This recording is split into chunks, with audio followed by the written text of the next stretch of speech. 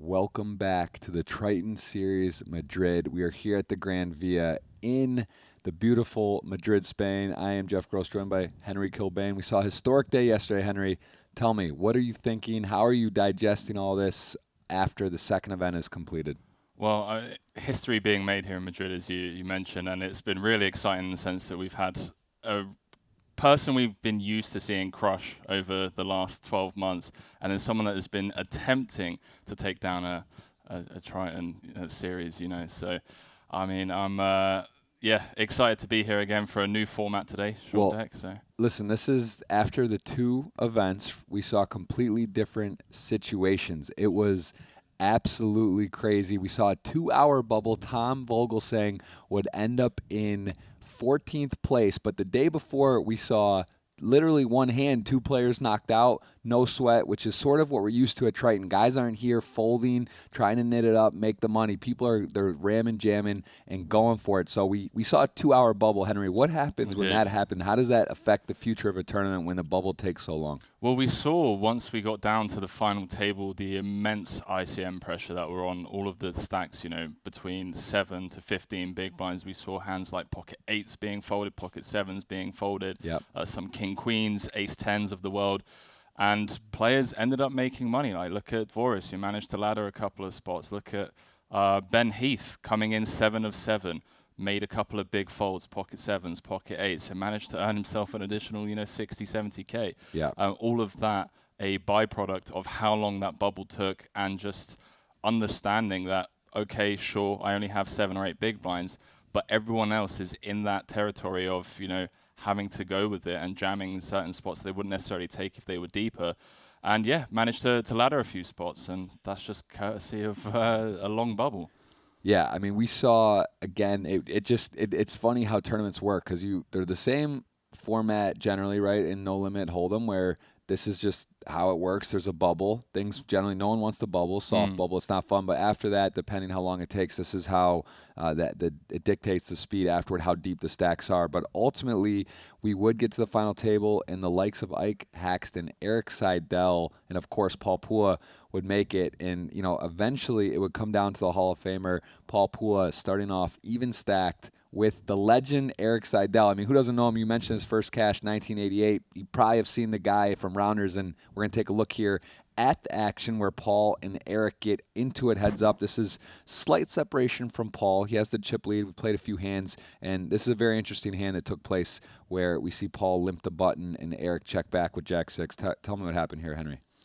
So this was like the start of where Paul had basically had everything go his way up until this point, and he was just continuing to try and chop away at Seidel. Had already, chopped away at the first leg, and he just started barreling off with the open ender. Obviously, plenty of equity against 5x, couple of overcards, even against trips. So decided to keep barreling on the turn with his non-showdown hand. And Seidel just eloquently laying the trap, if you will. Yeah, speaking of Rounders, this does feel reminiscent of that hand with Johnny Chan where he just kind of sits back, lets his opponent do the betting, and nice when you have essentially the nuts heads up play. Obviously, Jack 6 here beats. It's the nuts effectively, right? It's feeling good, and at some point he had to put some extra money in, and at the end he does get a meaty $2 million bet from Paul, check raised, and Paul, of course, with the worst possible hand he could have here, laughs it off. And it's funny, but it's also how much Paul wants to win. He's having a good time, but he just really wanted this tournament. You could just tell he didn't want to put in the King Jack even calling off. And then, of course, here, this was an important one. He jams Jack 8 suited first in. Eric calls with 2 sevens. This is something where, Eric stands up. He's been here before. He's won so many titles. He gets a clean flop, but not going to be easy with the turn. An 8 comes out of nowhere, jumps Paul into the lead. And look at the rail. I mean, like a sigh of relief. I mean, it's almost like labor was going on or something. They were there. They're just making sure everything's okay. He gets it done. And yet again, Paul all in. Same thing. Eric stands up. The rail comes over. They can feel it. 70-30. Huge favorite, but boom, right away. No waiting. King on the flop. Only has to now fade a jack as he takes a big lead. One more card. Could he do it to take a overwhelming lead? And Eric sees what's happening here. Knows it's kind of getting away. And Paul, it's like almost deja vu. The rail comes. They kind of move back. They see, wow, okay, now Paul has the lead. it's getting close, and now all of a sudden, I mean, they jockeyed back and forth. There was chip lead, then back, and now look at this. Finally, Paul gets him ace 5 to 10-7, a huge lead. He can taste it, but as we know, being ahead doesn't mean you get to win. So let's see a flop and action. You can't. It's not going to be over. It's not ace deuce deuce. Lock it up. We get it to see a full sweat there. 5-6-9 has to fade a gut shot. The board pairs on the turn, and there it is. Paul, after so many cashes, so close, one card, and he does it. And look at this. I mean, look at the smile. I bet he's still smiling. I'm not sure if he's been to sleep. The double fist pump right there. The emotion. That is a man that loves the game, loves to win, and getting it done on the Madrid Gran Via on event 2. And he came in. We got to talk about this. This is 2 times that Paul has been in 2 events, second in chips, coming to a final table. I mean, talk about he's not coasting in. He's not just kind of being there. He is playing poker. He's putting in bluffs. You talked about the 7-8 hand on another spot where he just led. That was I mean, he's dialed in, man. He's talking about his coach. I mean, the guy is a student of the game. He loves poker. Yeah. He loves playing. And I mean, honestly, epic night, historic night, so fun, such an honor to commentate. And not long after, we did get to see Ali Najad steal a word with Paul freshly after he got that win, and we're going to get to see Ali get to see the interview he had with Paul here. Here with an elated event number 2 champion, Paul Pua. Paul, you had 3 second-place finishes, $13.7 million in career Triton earnings, 20 cashes total, but the win had always eluded you until today. Tell me just how special this moment is. Oh, I thought the 4th, second place is coming, when I was left with like 10 big blinds. But somehow the cards favor me. I won 2 flips, and suddenly I have a huge lead. Yeah. Well, I was going to ask what it's like playing a Hall of Famer like Eric Seidel to earn your first title. It's got to make it even sweeter. Yes, I know it'll be tough, Eric's so experienced, such a great player. But then, anything can happen in a short match, and I'm glad I made it. Well, listen, speaking of things that you've made, this Triton Tour didn't exist 6 years ago. It was just an idea, a sparkle in your eye. Could you have ever imagined, when you dreamed it up, that it would be what it is today? Honestly, no. But after the first few series, we began to get serious. Try to bring all the best people in, best equipment, everything must be the best. So, it's very important. The players who come and enjoy the Triton experience, they enjoy it and want to come back, They have good things to say about Triton series. And yeah, I think we did a good job, but we will always keep improving, And I want to hear the poker community applaud what we do. Hopefully we can bring more sponsors in, lower the rack, and get more players to come. What are your goals now that you've won your first Triton event? What's left to accomplish for you in poker? Honestly, I don't care. I won enough. Well, listen, but still, try to be competitive, against all these super pros. Yeah. Well, listen, you can no longer count yourself as not one of these super pros, Paul. Oh, no. Speak for themselves. You're not under the radar anymore. Congratulations. Hold your trophy up. All right. You got a lot of people here to celebrate you. Paul Pua, your event 2 champion. Back to you guys. All right, well, we could spend all day talking about this tournament and Paul, and I just wanted to mention that Eric did come from 2 big blinds on the stone bubble. Eric Seidel getting that done to come back for a 500,000+ euro score. Yep. But we are going to shift into a game that Triton has made famous, a game that the world has adopted, and it's short deck. It is unbelievable. It's fun. It's fast. A little more collision, a little more, less cards. No 2s, 3s, 4s, 5s in the decks means more action, more collisions, more fun.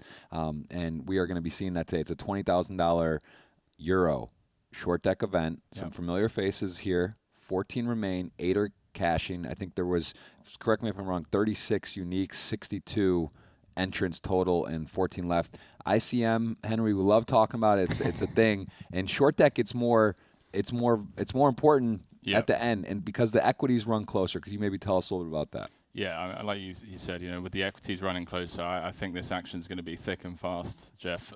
First short deck event of the Madrid series, so on the lower end of the buy-in spectrum. We are going to have higher stakes short deck being played later on in the series, but again, it started with a little 20k buy-in, and all of the big dogs are in town now. Tom Dwan, Saul Limitless, Victor Malinovsky out there in the field. And look, I don't know, when these big boys are turning up to play these events, all you can expect are fireworks and some world-class poker being played. And it's going to be really interesting coming in.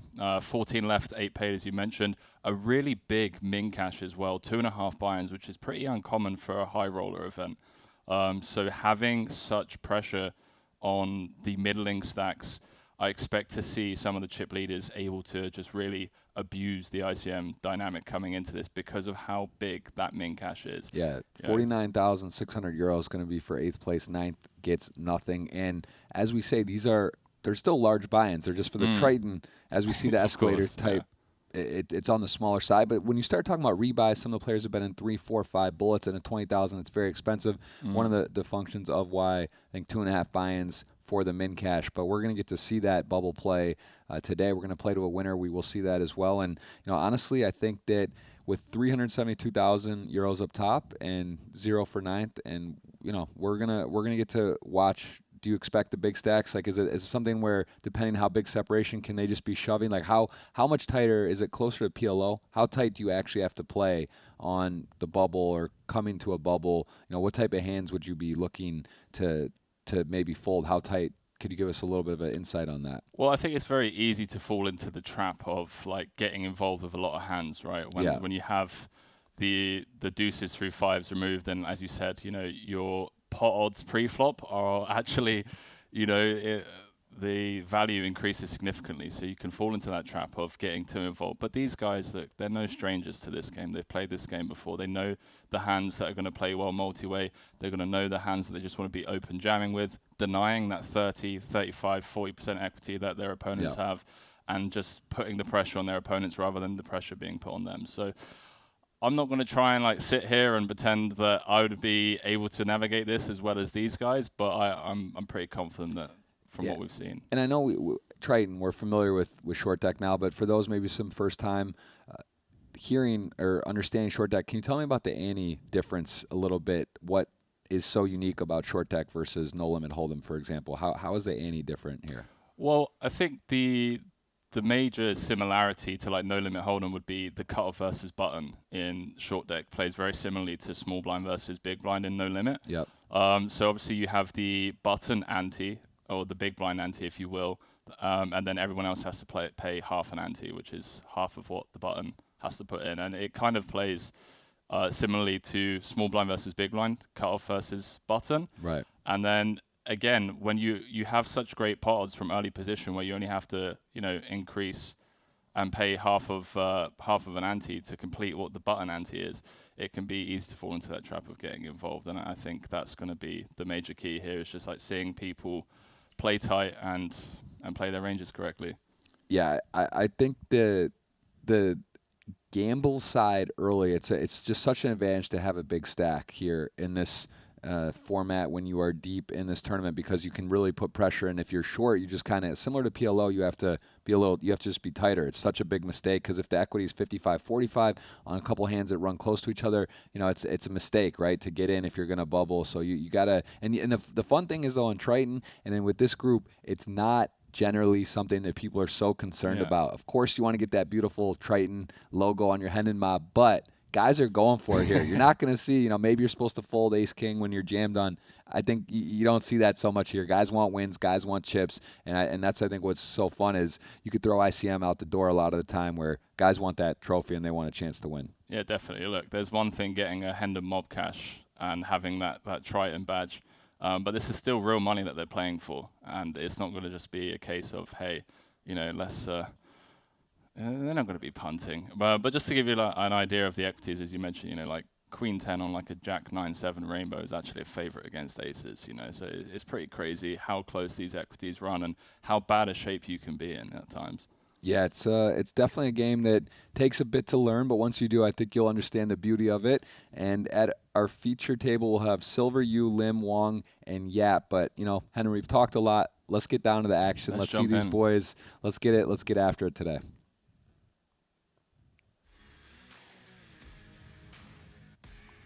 As we said, some of those names, Silver, Lim, Yu, Yap, and Wong with antes. Antes 82. This does maybe seem deep, Henry. Tell me, though, 20K, 40K, ante versus button.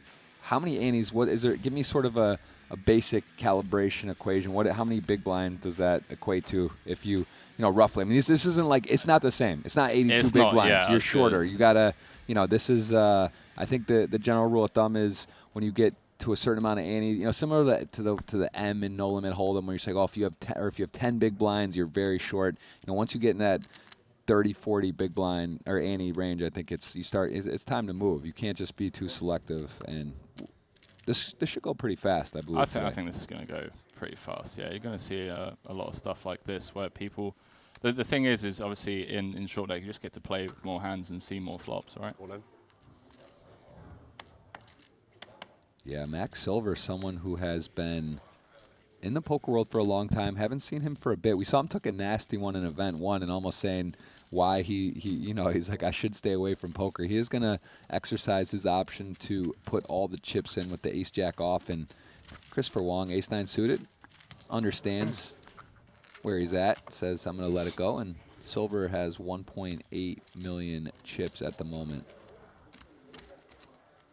So Rob Young not at the feature, but he started the day in third. We did have the coffee anecdote where he was tilted. He got out of 30K. Said he did a stake tilt where someone he ran into that played short deck. He did put in 75% of his buy-in and re-entered, right? That was more importantly, he re-entered. He wasn't going to, and now here he is looking for a second Triton cash in as many days in the different, short deck. Rob mixing it up. I don't think he's a short deck expert, but...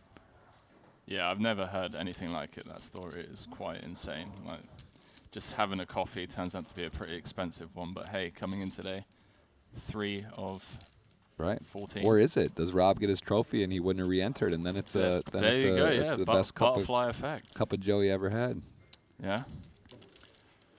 So when a player limp calls raises from EP, their range is going to look exactly like this, like Jack 10, Queen 10. It's going to be very 10x heavy. See these guys get involved from early positions. Something else interesting to note is the hand rankings in short deck. So as we see here, a full house is flopped, which is a very strong hand, and you can see in this particular case has a hammerlock. But Henry, explain why a full house would still be vulnerable on this board. Due to the fact that it's a lot more harder to make a flush in short deck than it is in no limit. But a flush does beat a full house. Sorry, than a full house, yeah. So if you have a full house, normally you wouldn't be worried in Hold'em about opponent completing a flush, and in this game, a flush does beat a full house. So that is another interesting nuance of the game. Yeah. That you have to be aware of. And also, you'll find yourself drawing to like straights a lot more often in short deck. Your chances of flopping like an open ender, it's like close to 20% compared to 10% in a no limit Hold'em game. Yep. So it can get dicey, man. Chasing draws can get expensive. Fewer cards in the deck, you'll hit your outs more often. Only guy that full has a king. You're running hot, man.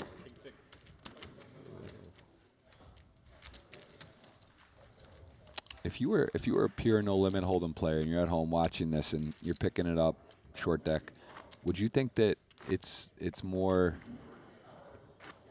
I don't want to say simple, but to dive into short deck or PLO from no limit Hold'em purely? Honestly, I wouldn't know, but you see a lot of the no limit end bosses like Jason coming out of no limit retirement if you were to jump into these like short deck games, because they just absolutely love it. Yeah. It's just like, it's the game we all used to play in our home games, at home. No discount. We'd all get bored, Right. take the deuces, threes, fours, and fives out, and just like have higher chances of car crashes and collisions at the table. Yeah. Christopher with the absolute razz on the button. Gonna check his option. Yeah, that's not a pretty hand in Hold'em or short deck. Queen 6 offsuit. The sixes. So to make a straight, though, you can use the ace 6, 7, 8, 9. Rob actually mentioned last night, I was catching up with him, and he was saying that he thought he was out, and he had a wheel. Oh, really? To say he literally, either he didn't know or he didn't see it. I'm sure he was aware that worked, but, if you don't play a lot of short deck, that's something that you could forget or startle you or just not see it right away. So do look out for that coming into play now and again. All right, we do see a couple of diamonds out there. 2 spades, ace 10, 9, 6. Turn card, so Wong pairs his 6. King 10 has the current lead, and a decent one at that. You look at the percentages there, and Winford, you though, with the king high flush draw, 65. Jack would make him a straight, Queen would be 65. not a winner because Christopher Wong would make 2 pair, but he's likely not gonna be sticking around. Comes quick. Right before the button. Yeah. Feels good. I like the button. Yeah, if you got bottom pair, Queen 6 off here, I mean, it's not a very promising spot to be trying to continue along. Yeah, it's interesting because Winford never has 7, 8 here, right? Winford never going to have aces. Not many sets. Christopher blocking the sets, by the way, like blocking pocket 6s, which again, I don't think Winford, you ever limps 6s from the hijack. But even against 1 pair hands, Winford just realizing that he's going to have 40%. Yeah, and interesting on that tank there. My man looks like a player. You can see he thought he was up to no good. His wheels were turning, and 睇電視就知你咪已經傾啦，翻去。嚇？ Okay. Well, we've lost 2 players, Jeff, on the outer tables, down to the final 12, 8 paid. So as we kind of guessed, thick and fast coming into this. Yeah, it's only played a couple of hands. It's definitely can go a whole bunch of ways. Of course, as we saw, there was the tail 2 different days, the 20K to 30K. We saw a very fast bubble and then a very long bubble. Here we're down to 12. We get the redraw, and this is where it sets in, right? You realize, you take a second, you look around how many annies you have, and you say, you know what, I'm close to a cash. I think that with the 2 table, we'll see if we get a new lineup. We might see a few of the same faces. Yeah. I would love to see Rob Young play. We saw him what he did with the 9-10 off at the final table, just stuff it in and go for the win. So in short deck, he made it very clear that he was gambling and having fun, and I hope we do get to see him there. Durr also was in the field. I'm not sure if he is still in, but he is was supposed to have that match with Helmuth, but you know what? When you hear about the Gran Via in Madrid, you sometimes have to postpone versus the duel and come over here, and that's what he did. He is in the mix. I'm sure we'll see him in a lot of events. Of course, Phil Ivey getting a cash yesterday, Patrick Antonius. I mean, Fedor Holtz just comes right in and ran into aces with his queens, but some just absolutely biggest names in poker coming to the Gran Via. And as we said, new faces, new names, big entries, big fields. I'm excited. I'm just excited to be here and see another tournament champion crown today, which we're going to see shortly. We're down to 12 already. Yeah, definitely. I also enjoy the fact that we get to sweat who those 2 bust outs were when we come back. So we get to see if Tom Dwan is in the mix. I know they were playing some high stakes cash games last night. God knows until what hours they were grinding, but still here for day 2 of this short deck event. I mean, it just goes to show when these guys come here, they're here to play. We're not getting the full 8 hours sleep each night. They're just grinding away, and no, and it's sort of a playground, right? You have a decision. Do you want to hop in the cash games? If you're able to get in the games and you can, it's like, all right, I have a tournament tomorrow. I have a day 2. Rob was sitting there in the lobby. I know we saw him. We were last night, and it's like, yeah, he was thinking about the cash game, but he's like, you know what? I have day 2 of a short deck, and he got the taste of his first Triton cash and final table. Where do you go from there? You got to get the title. The boss Paul Poix yesterday getting his Triton title. We'll start taking a look as the field gets shorter. Who's won titles? Who's got cashes? Who's experienced? There's some new faces. We saw, I think in event 1, there was like 16 or 18 new entrants into the Triton. Crazy I mean, it's just been numbers. around. Triton's 6 years now, so to have 18 new in the first start of a series is an amazing sign. We do want to remember and remind ourselves that we still have super high stakes. We have a $100,000 main event. There's a $150,000 short deck as well. So everyone getting acclimated, everyone kind of moving up. But I'm excited to see how this is going to go. And I think that depending how the stacks are distributed, we might see some people really putting the pressure on and shoving, Definitely. putting people to the test and make them make some big folds. Yeah, I mean this 2.5 buy-in min cash is huge. You know, like this is pretty uncommon. If you look at payout histories across all events, 2.5 buy-ins for a min cash is big, and it really is going to put a ton of pressure, as you mentioned, on those middling stacks that are going to be eyeing to at least sneak their way into the money before they make a move. And I personally, Jeff, really hope that Rob Young still has loads of chips, because Rob Young with loads of chips on a money bubble equals action and a ton of fun. So I'm waiting for us to get back into the action and seeing how many chips he's got. I'm curious because I don't know how they decide on who gets the feature or not. Rob Young, just one of those guys in poker. I think we might see him at the feature. I don't want to speculate, but last time at the feature recently, he did something pretty bold. He gave all of his time bank cards to the dealer. He just volunteered them.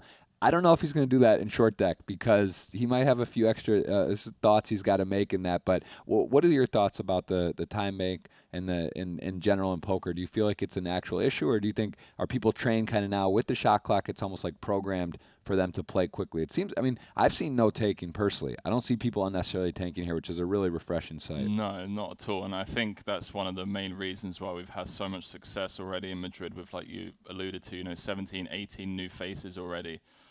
Because of how these tournaments are structured and how they're run.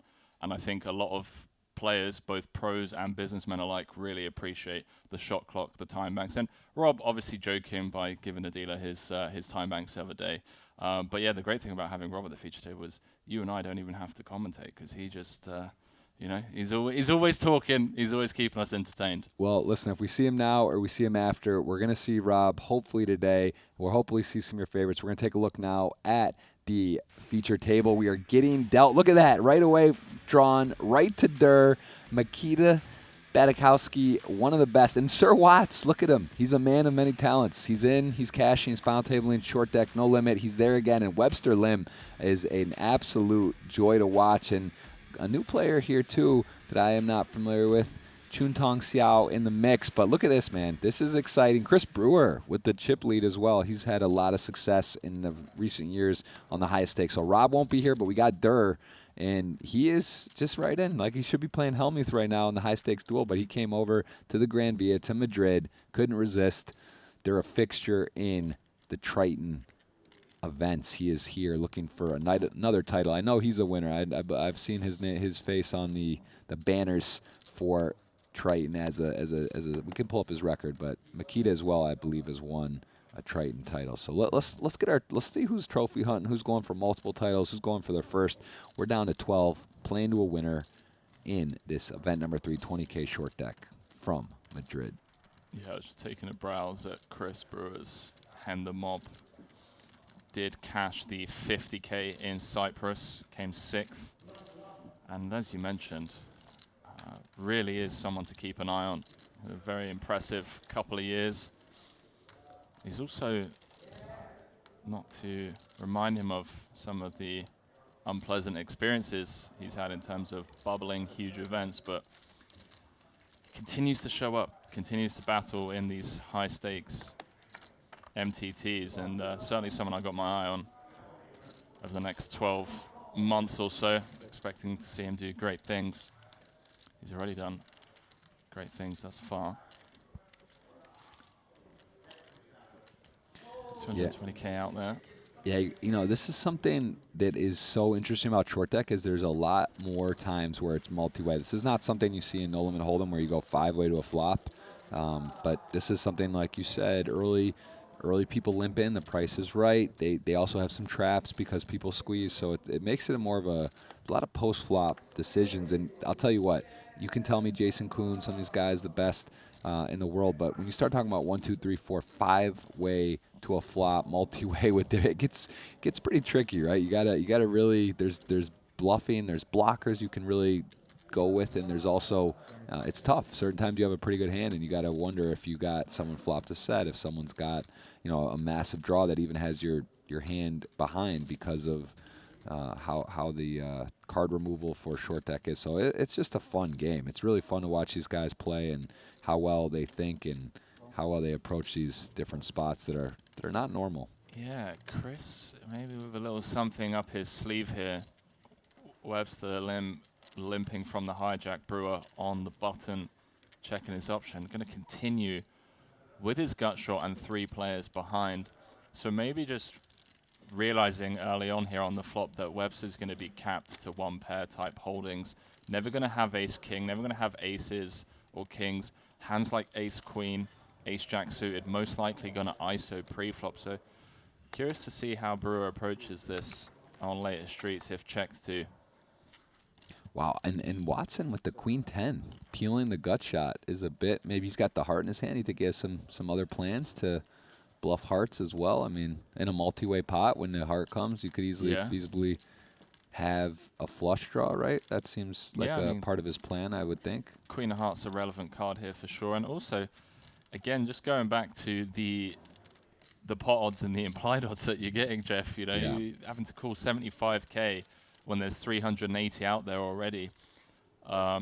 With how the equities work, you know, it's getting a much better price in short deck than you are in No Limit Hold'em. 36 cards in the deck instead of 52. Yeah, it's significant. It's a huge difference, man. Yeah, I know we're spoiled with just constant action, final tables, but wanna thank you guys for being here early today. Twitch, YouTube, guys, see that the like button being crushed. We appreciate that. There it is. And there's a look right now at Rob Young, who is at our outer table, and Max Silver, who we saw in this almost, you know, I don't even think Rob moved chairs. I think that's where he was at the other table. He's just kind of hunkered in. Max Silver looks like he's got a mountain on his left. Guys can check out the current chip counts and even hand histories at the outer table and the feature on the Triton Poker Plus app. I feel like we don't say it enough, and I say it a lot, but it is a spectacular app. It really blew is. my mind. I actually, a lot of, like Rob last night, he hadn't seen it. You didn't realize you can actually click on hands. It shows you a graph, like you're playing online poker. It shows you a graph of each player's stack, and literally every hand tracks the chips. It's almost, it's mind-blowing that they have staff at every table recording every hand. Just another example of what Triton does that is above and beyond normal series. There's nothing normal about Triton, I'll tell you that. It is Champions League of Poker, there mate. it is. I was teeing you up for it. It's true. We're in the season of Champions League. We're in Madrid, who's in the final. Yeah. Honestly, I like this from Webster.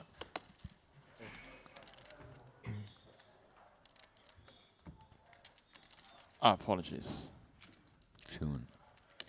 Nice. Just jamming it in with Nicely. the ace queen. Nicely done. He's rocking the nice Triton tee. Got a great gear, great shop here on location, but also online. Have we talked about this. You snagged a hoodie or two. Have you got any gear yet? No, I haven't been able to snag one. I had to use them for filming some content. Did you return it, or you didn't just walk off set with that? I was thinking about it, but you know. You were hoping they were gonna throw you one, yeah. Maybe I it's think early in the week. They will, yeah. It's early days, you know. I'm gonna save them on luggage fees, shipping it back. So just smart. but yeah, no, the Triton hoodie, just with the gold logo across the chest, super comfortable. It's respect. It is. I think I'm gonna buy myself a couple anyway, and just bragging rights. Yeah. Walk around casino to casino with that hoodie on. People are just kind of aware. You know, they give you the nod, Jeff. They're like, okay, yeah, cool. This guy knows. They ask you, did you play? I mean, you were pretty close to action. You were there for the whole series. Yeah, you were in every final table. I mean, that's not easy to do. There we go. Yeah, history being made here. The Gran Via in Madrid. We see Makita. That is a man that knows how to play short deck as well. He is definitely regarded as one of the best. Tom Dwan plays in some of the highest stakes games in the world, and short deck is definitely one of the main fixtures of that. So, yeah, like you said, the dealer button's basically the big blind, right? So it's sort of like you just have anything, and you actually get to be into the. deck? be put in more often. You get to actually get to a flop more than no limit hold'em with the big blind, and especially for limps like this, we see where there's no, or completions, let's call it, because of the ante with the one ante and then the big blind puts out 2. Nikita Vaziakowski with the swag. There's glasses. I believe he's also out in Thailand himself for quite some time. So obviously with you guys in Cyprus. Now finds himself here in Madrid. Yeah. It's quite a look. He's got the white glasses matching the white shirt, and Oh, he knows what's up. he's ready to party today for sure.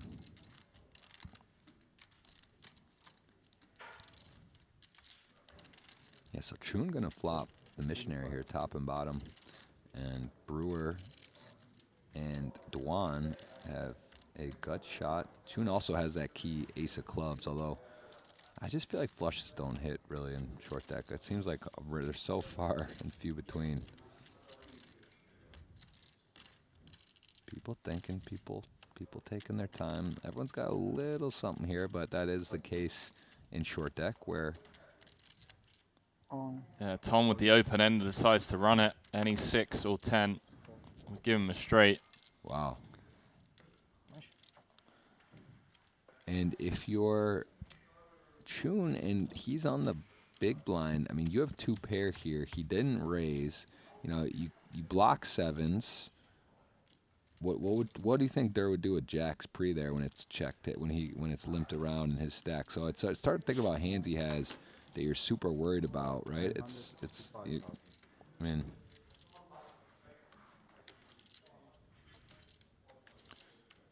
Yeah, interestingly tuned with the ace of clubs as well. It's a tough spot. He does just let it go. wow. We have a new deck coming? Apparently there's a new deck coming. Very yeah. An ace marked? If I was a betting man, Jeff, Can I see this? I would have bet on him calling that off gonna there go like this. after Tom checked Can I see? his No, I'm option, saying, as you can I just mentioned. see You it know, what's he doing with for a second? jacks? Likely going to In the light? raise. What's he doing with ace jack? Likely going to raise. And talking of betting, Jeff, polymarket.com. Durr, yeah, there it is, right on cue. There it And is. Boom. And Durr is doing a little something there. He's checking something. I don't know what he's doing. He's seeing something. Maybe something was, whatever, just flipped up or just won a new deck. Sometimes, and he drags a pot. You know, it's not like he's not the superstitious saying I don't win a pot and new deck. But anyway, we'll have some new deck here, and we're gonna have some new markets on Polymarket going. Well, one of the markets currently on Polymarket is Tom Dwan going to win Probably an someone event just here freeze at the with it. Triton Series. And look, Just to he have it. has Whenever I chips with notice that 12 stuff, left. like, I would say that's a pretty solid overflow. bet to head on over and check that one out They because have, not many people really are shitty betting on him calls at the in moment. So WSOP. getting some Like good the PLO odds. stuff, it gets so bad. Like you'll just like have some call that has like a mulk on like all 4 corners. And you're like, Has what?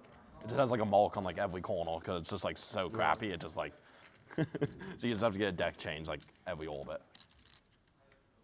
Chris Brewer explained it's not always the aces. It's Yeah, I mean, it's it not might have necessarily just marked. been It the could be light, but just it was weird. It was two different be to cards. do some World Series, the brutal rules card usually that just every card is people- marked, therefore no cards are marked.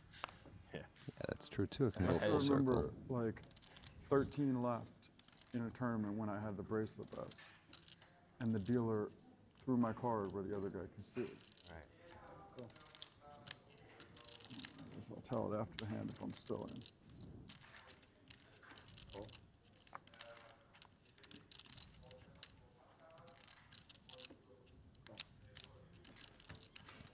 Dwan has a story for us. If he can make it through the hand, he has ace-9 off. Sir Watts with a king-jack suited on the button. Does feel like one of those, just feels like a spot where you're happy to push here, right? You're going to get some better hands to fold. The hand's got power. 5-8. It's connected, almost, well, suited and pretty close to connected. You're just going to get folds a lot. And he does that. Well done. Yeah, so the dealer threw my card where the other guy, like a random guy, Yeah. 3,000 person field could see. And I said something, and the dealer's like, no, I didn't.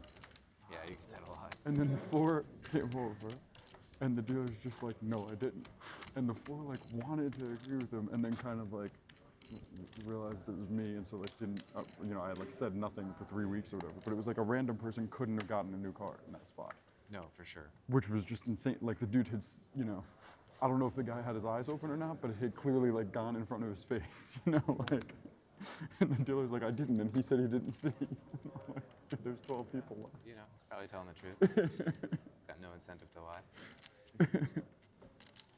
Yeah, Scout's honor sometimes isn't enough, Henry. Sometimes you gotta just do a misdeal, get a new deck. Brewer 210s.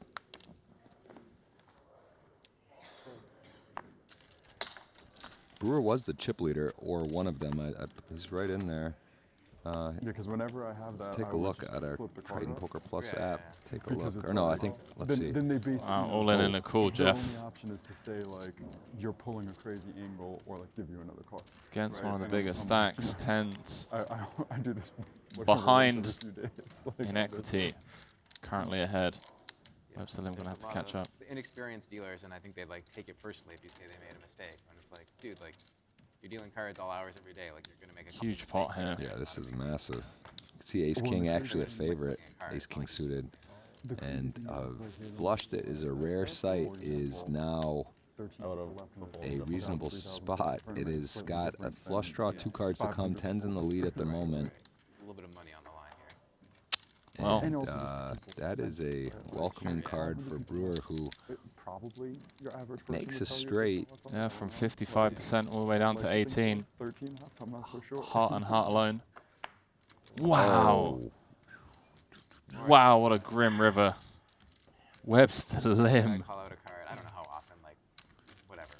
Couple yeah, and times you can the see the festival, pain on it's Brewer's face there. He Just knows how huge that is. especially in If it's never, then like he either they're knows just that literally looking at the ball flushes are or rare, they're especially when he makes seeing the straight, cards and takes not away the saying ace or the anything, king right? there. Can't be anything else. So that is lightning in a bottle for Webster Lim, who is no stranger to the Triton stops. I actually Great noticed- player, These are out of line. well, I noticed some plays high stakes, and is cool as a cucumber, takes it in stride, and has a huge swing there. And Brewer's gonna have to shake that off. Yeah, Chris knows 5 outs going to the river. Knows how much that means going into the bubble as well, where if he just manages to hold there and Yeah, fade, obviously it's like someone you 5 knew outs. there. Like if it's you in that tournament, you're like, I didn't see him. that's under whatever, pressure. you That's know, me to but say no, and it's fine. right. But it's like a random person, and I had the bracelet bets and stuff, and the guy's just like, no.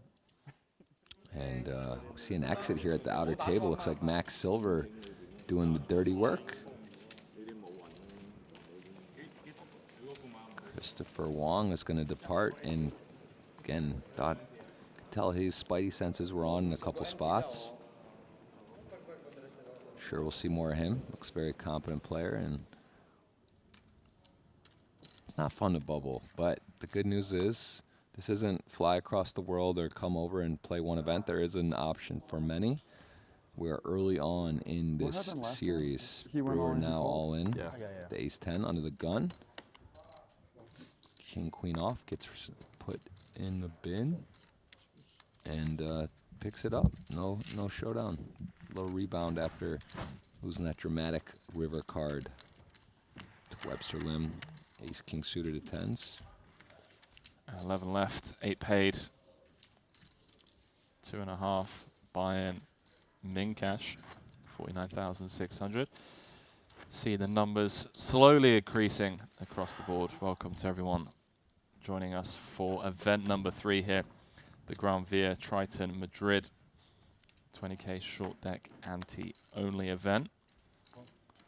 Yeah, and if just taking a look at the chip counts over here, guess who? Rob Young tied for the exact chip lead in first with 11 left. You can see the stacks up to date. You can actually click on the name. Let's see what happened here. Rob, he's just kind of been chipping up, and you know he is really in a spot right now. Max Silver and Rob tied for the lead. 11 left. Big stacks.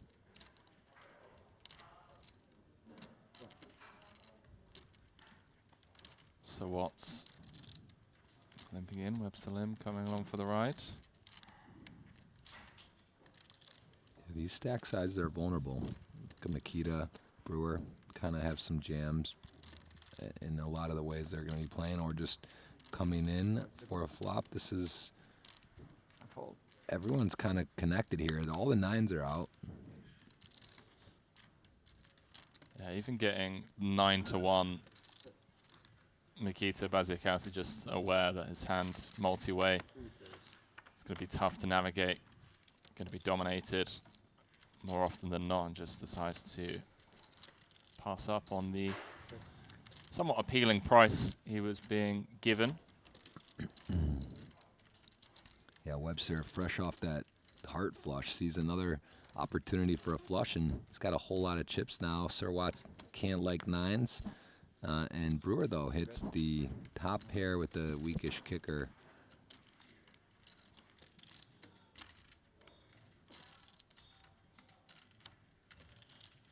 Yeah, and you can see 3 ways. Or even heads up. Brewer just a slight equity favorite.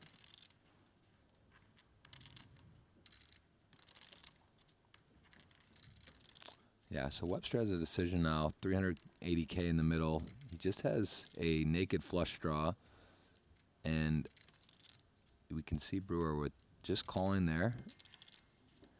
Webster may decide to put the pedal to the floor. He can definitely afford it. He's gonna bet, but not put all of it. I mean, it makes sense. Brewer still has 640K behind, so decides to try to price his draw, set the market for that river card, and Brewer now with trips. Yeah, Webster Lim just trying to fold out some of, the gut shots of the world, the open enders of the world.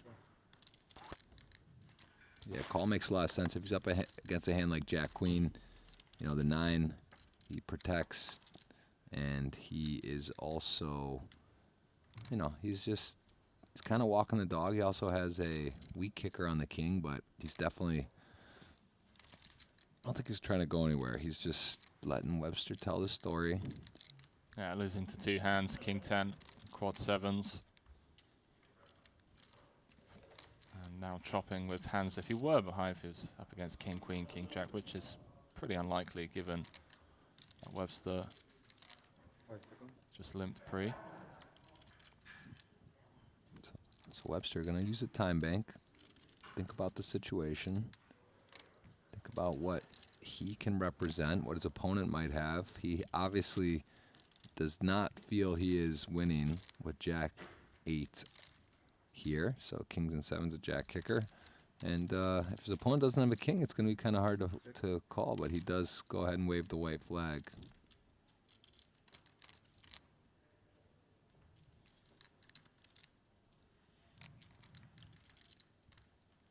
It's a really tough spot to get value from.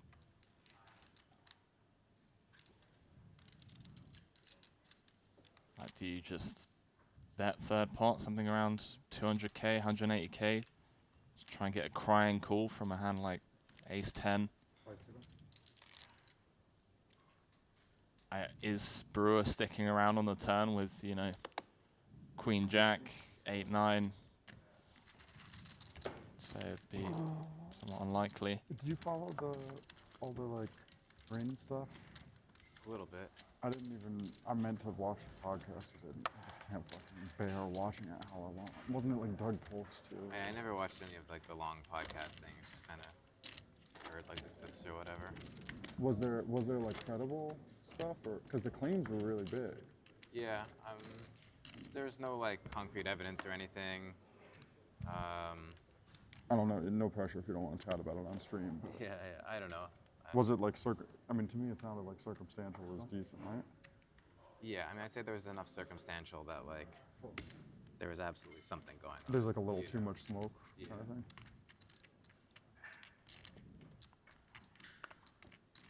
All in.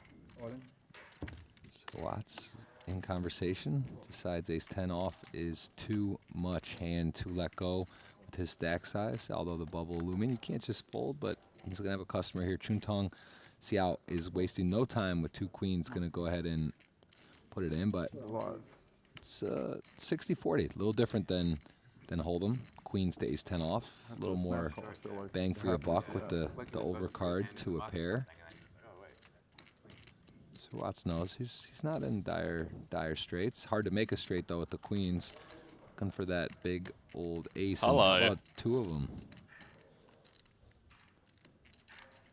Now just needs to fade the 2 outs twice.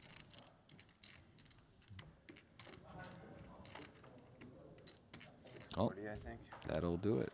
No queen needed now. Won't help. Ace 10 gets a big double. 640, 660. 660. Yeah, so what's up to 1.4? All right, we're even for that 10 yesterday. Sorry? We're even for that 10. Good for 70 antes. Oh yeah.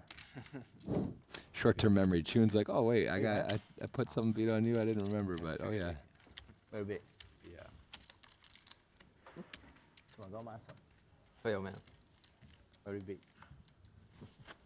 Sir Watts dragged a few pots in his day. He has been a staple. If you want to check out his Hendon Mob, he has got quite a resume.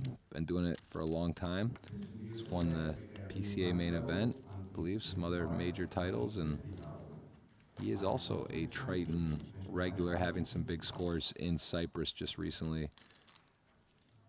Little stranger the bright lights, ready for a title. Makita prides himself on short deck game. Ace jack off, sitting there as you see +2. That's the hand starting position. So it's under the gun, +1, then +2.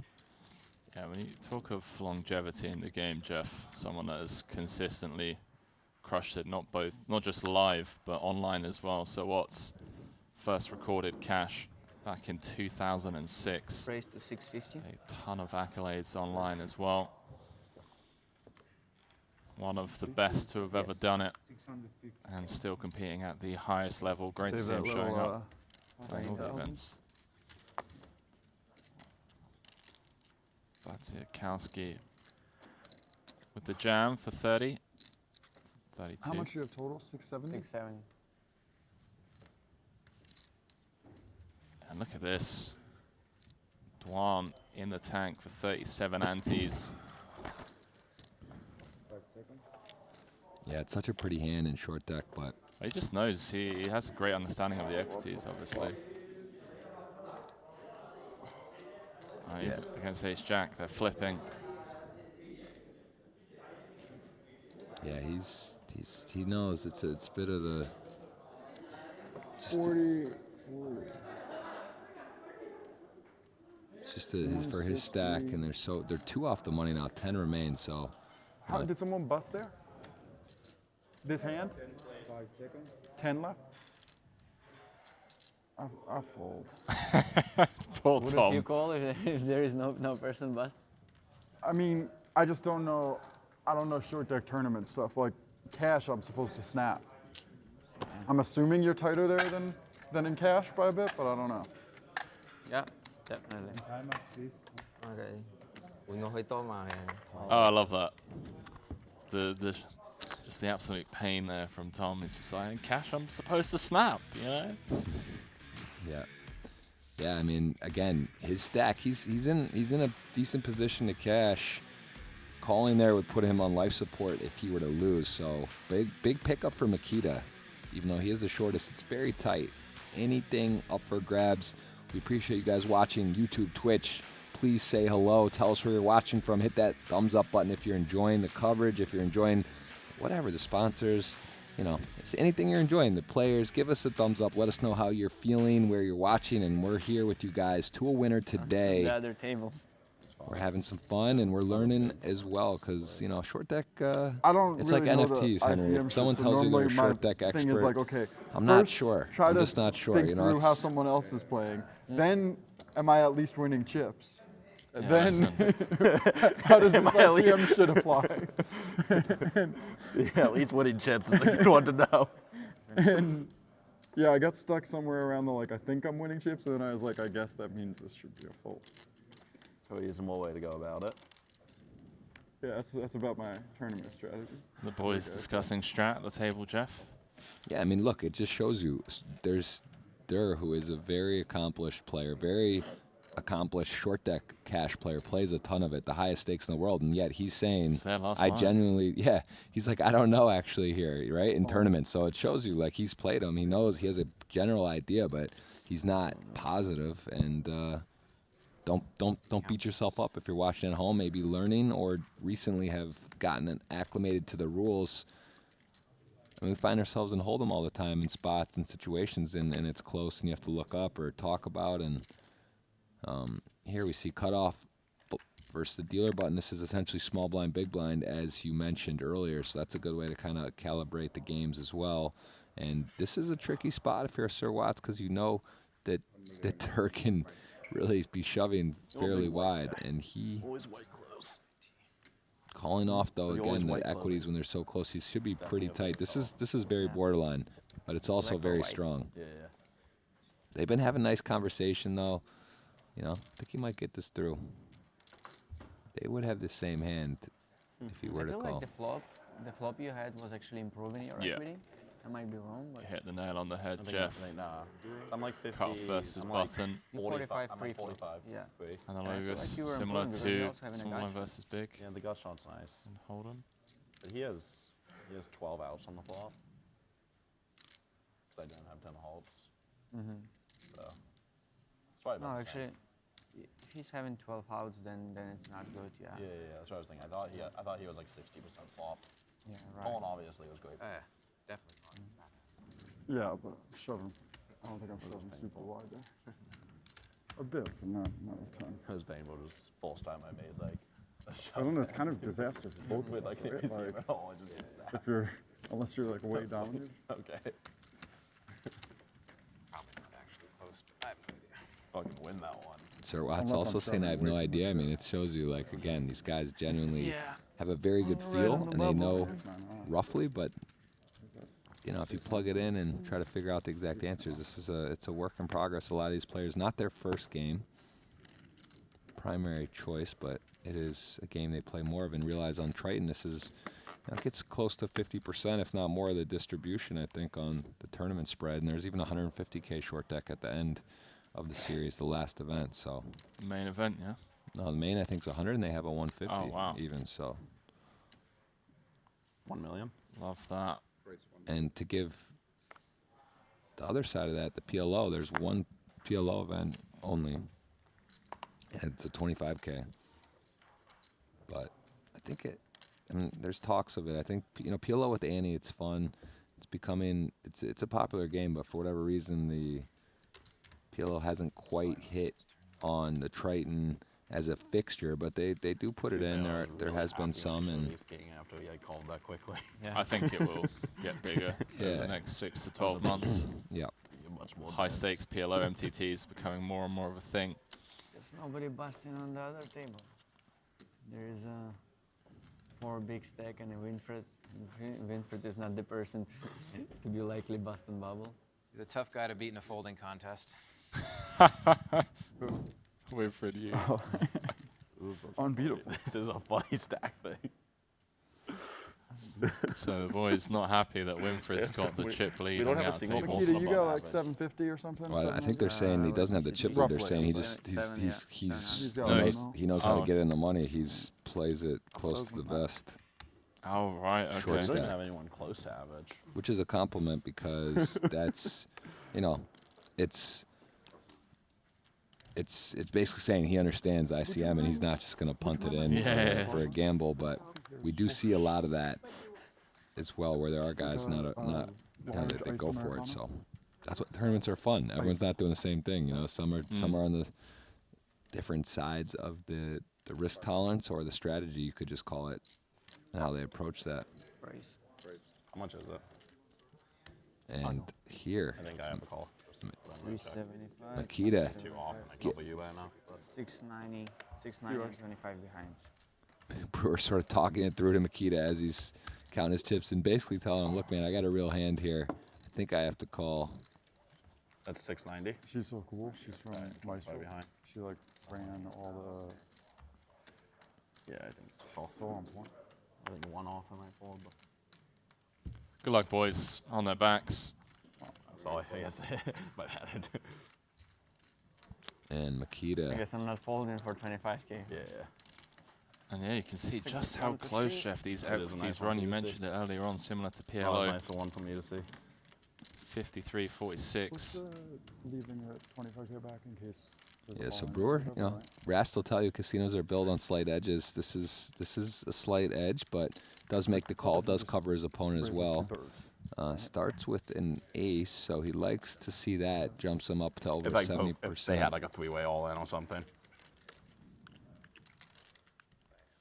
Seems like it's just too many chips to fold anyway. And sweaty. No Never two-pair. easy. Gains a couple percent, but loses a pull. So Makita has one card if he wants to stay in this game. He's going to have to connect on that river.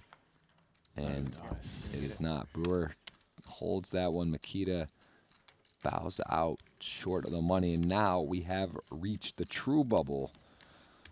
Makita, a sigh. Yeah, direct money bubble, Jeff. 9th going home with nothing. 8th locking up 2.5 buy-ins. Yeah, a little update on the chips. We got Devin Tang with 3.5, Max Silver, and Rob Young actually into the official chip lead. Rob Young is what really tied three-way with Devin Tang, Max Silver, and himself. Chinwei Lim is in 4th with 2.1, but the top three have 3.4 million. Chris Brewer now in 5th. Sir Watts 6th. Tom Dwan is 7th. Winford Yu and Chun Tong Xiao are our short stacks with 910 and 745,000. That's 36 and 30 annies respectively. Critically short in the game, but still, you know, 30. You can fold a few times with 30, 36 annies. You can wait a little bit, but you don't want to get too much shorter than that.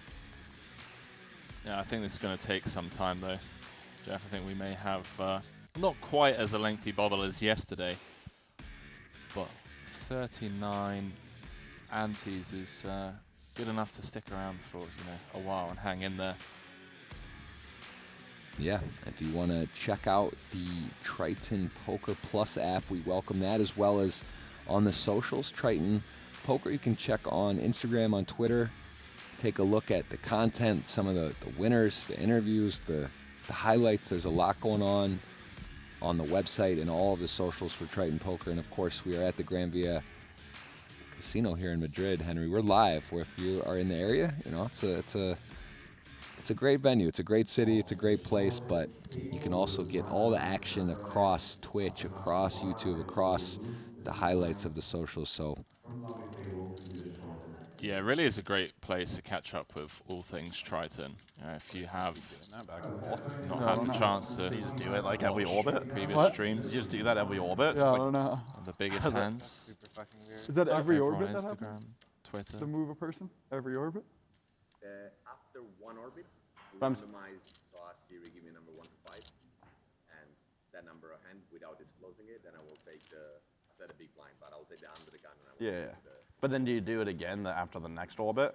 Yep. Okay, so it just keeps happening.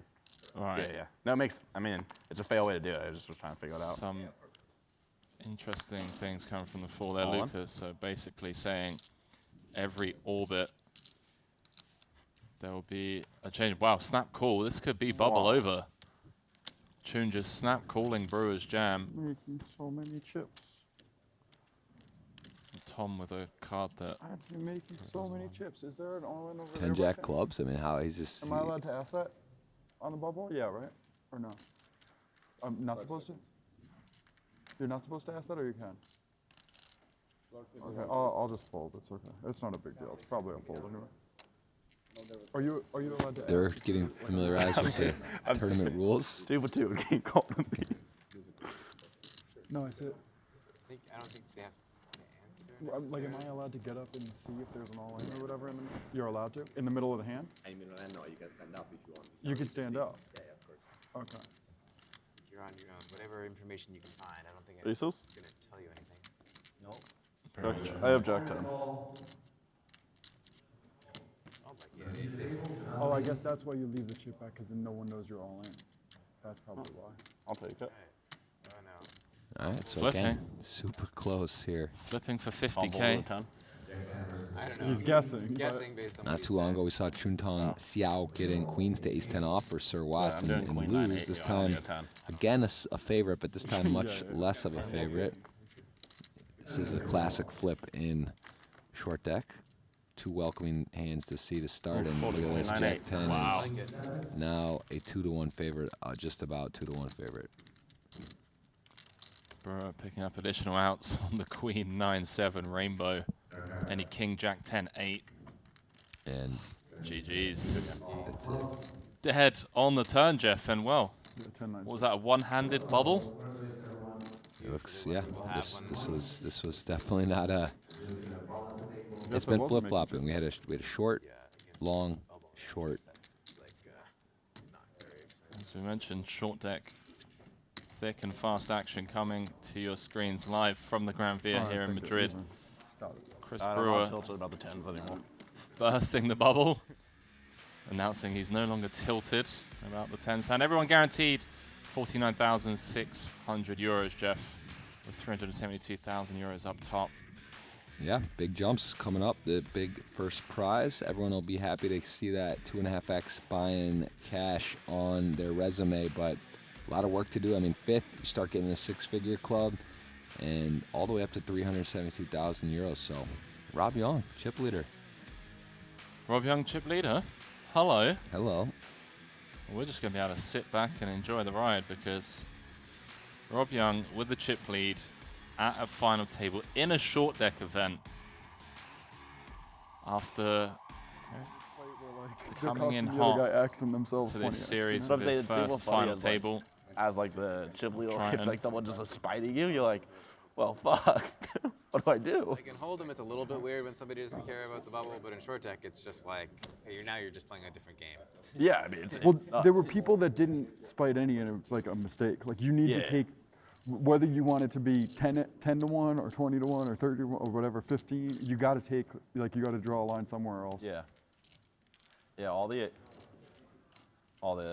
stuff, like the solutions, they never like account for the fact that like if you just spite a little, they shove like half as much. Yeah, exactly. It's like that has to be worth a lot. To, like, Right. And there's spots where like you can see some post flop hands. Yeah, when with you like wouldn't a have really been able tight to. range. Yeah. Because the other person is just losing 20x by shoving 90% or whatever. Like.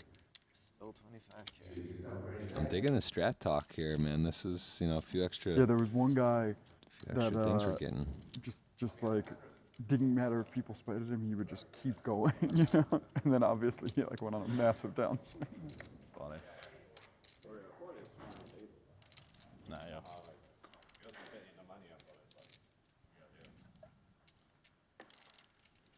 Yeah, I do enjoy just being able to sit back Yeah, and no limit. It's like so much talk. harder to spite because it's just like all to have a good hand.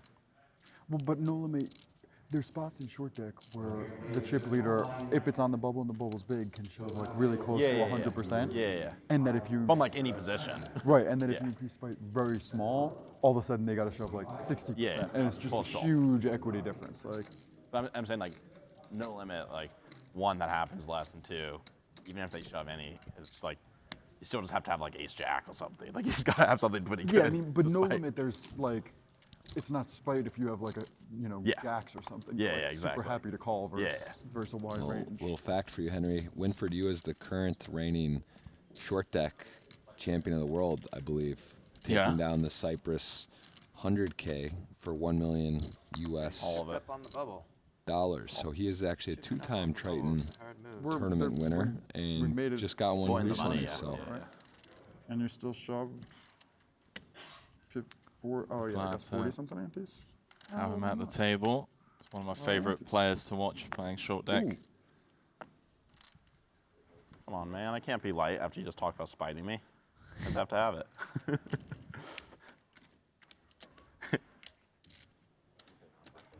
So what do we got? We're down to 8, and they're gonna make it'll be a like 45. 7-handed final table. So not quite there. Yeah, six-handed event. All right. I don't short shove deck. your hand. Winford, I don't shove your you hand. rocking the Grinch shoes there, the greens, money greens, getting in the money here, and Looking to go for Sometimes, another not that often. title.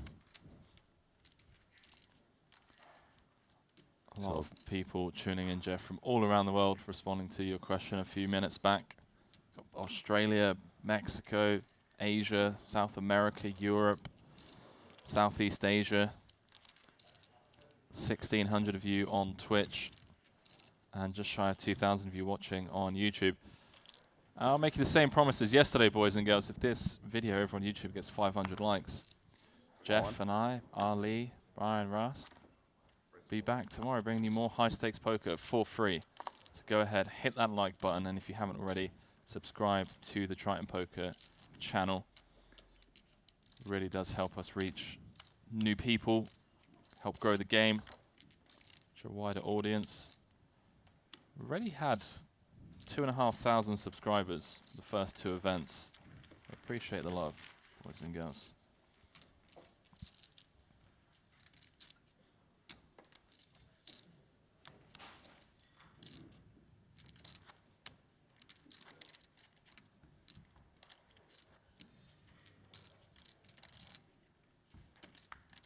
Moment of silence at this feature table.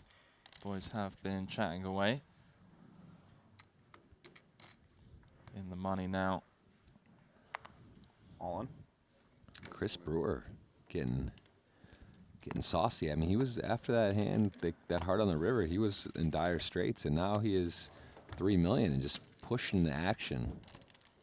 It's a little different. It's not a complete on the it's not on the bubble, so people aren't just gonna maybe call to a little wider. But it's also a time when you get in the money or one on. It's a final table bubble. They're pay jumps, and people aren't just gonna flick it in light. Yeah, also the mechanics of jamming suited hands that fold out some of the offsuit hands that dominate you. You know, jamming Queen Jack suited where you're going to get folds from King Jack O, King Queen O, maybe even Ace Jack offsuit in some worlds, depending on who it is.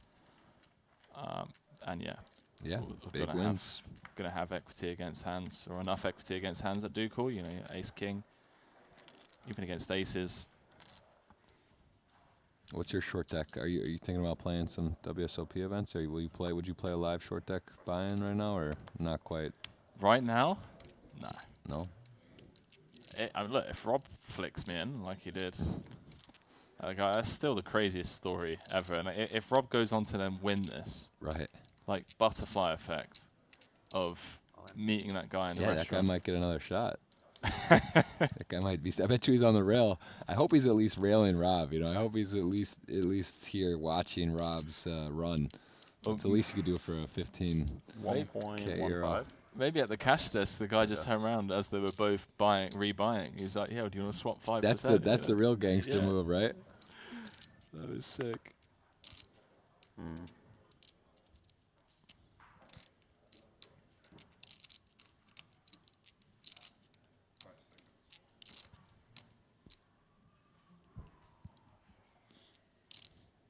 Different to be calling than shoving. We know this is true in tournaments, and here it is with King 10 suited.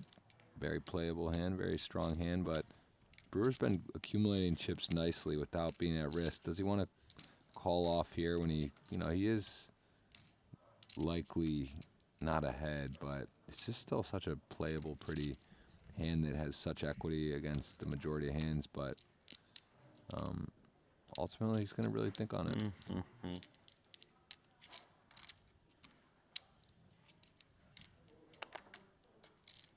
Yeah, I feel like King 10 is going to be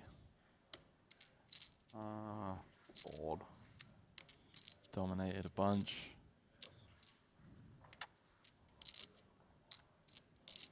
I could have you dominated. And yeah, I mean, so what's going to be jamming? You know, Jack 10, 10-9 suited. Pip above Tom's. Luca, what's the I was a tournament pip track? above Tom's. King What's 10 the suited tournament instead of track? Queen 10. You could certainly have. Yeah, not that time. Yeah, it's really not that hard for you to just have Queen 10 or Jack 10 or whatever. Ace 8, I'm happy. Could have been. Gamba. Brewer just loves it, doesn't he? Every spot he just wants to get involved. Yeah, and info. He wants info and Mate, involvement. he's extracted some valuable info. I feel like I'm ready to. Well, actually, I just said I'm not ready, Jeff. But I don't know. If Brewer keeps Tom talking, keeps extracting for info, you might see me flicking in some of the short deck events. I just rewatch this stream. Winford, you, as cool looking as a cucumber, that man. I tell you what. I told you. Style points. Reigning short deck champion. Dude, you Fresh see off them Cyprus, sneakers that Maine, he's Bonn. rocking, you know? Those are the Grinches. He's got the green Air Forces on. Like, what's going on, man? Yeah, those are heavy. Those are heavy trainers, mate. What each, though, I think? I'm just going to be really cheeky and be like, yo, if he wins this, Winfred, firstly, congratulations on back-to-back short deck trophies. Do you mind signing those trainers and giving them to me? You're gonna ask the man for his. If he wins a tournament in those shoes, you're gonna ask for his I'm trainers gonna ask and for his sign them. trainers. Are you gonna buy them or ask them? I'm just going to, you just got to ask these things. Well, listen, I'm gonna ask you to sign up for the Tritonverse, Henry, because I'm already in. That is, you saw it. You I'm saw already the. in. Check it out right there. It's a free-to-play blockchain poker game at Triton Poker Game. Check it out on Twitter. I don't want to overhype it, but I'm telling you, go check it out. If you want to get excited about the new next age wave in poker, check it out there. Pretty special stuff going on. I think like just how engaging they've been on social media already, rather than trying to build up hype around a product before it's even got any work done to it. They've patiently waited for the work to be done played till like before 8:30. promoting it, and it Yeah. looks really How'd you fun. alley? No, it's clean. What? Yeah, it looks It's That's clean. a tough alley. It's gonna be You looked like you were about to like today fall I was asleep. treat. Check it out. No dying. doubt. I think you'll be happy with what you see. All of it. Software looks good. Yeah, UI, UX, everything's working there. Also, man, Brewer's got a happy feet right now. Did he just rip That's it in part again? of why a few of those spots on the bubble, I was like, how close is it? Like, it wasn't, I was like, am I making chips? The next function wasn't like, am I making money? It's like, Yeah. how close are we? Oh, the spite factor was going to be fucking high. for You're like, I sure. could just go to bed. Oh, yeah. Go to bed. What time is it? It's Wait, 2. Maybe he was up all night Playing playing these cash. tournaments yeah, when you're like he's in super the jet cash lagged at the streets. end of the day is one of the all-time worst feelings. Well, and like the other tournament, it's different if the other tournament, if it was 6 or 7 p.m. and I Yeah. would just hop in the other tournament, but like I don't want to play the other tournament level 1. Fuck that. We did see for coming early, there is some bonus on points, I believe, for the leaderboard. If There you is come indeed, come yeah. in, you get some points awarded, which is it's nice when you either get some rebate, whether it's on the buy-in or which we see at some places also points towards a very healthy leaderboard prize. So that's it's fun, right? If everyone late regs, what are we gonna do, Henry? We're not gonna have anything to commentate on to start, and it's just also people want to play poker, man. This is fun. People don't want to just come in and imagine you come here. You're a recreational and amateur. Maybe it's one of your first tournaments, and there's only 5 people sitting there until later in the day. It's not good either. So I think that's one of the things that's nice. We do see people come early and put their best and play from the start here. So I think that's the thing that really stands out about the Triton events as well, Jeff, is that the guys coming here, people traveling from all over the world to the Gran here in Madrid, they're here to play. They've had the downtime, the day off, the time off, I should say, before getting here, and now it's all business. Tom Dwan here in Madrid.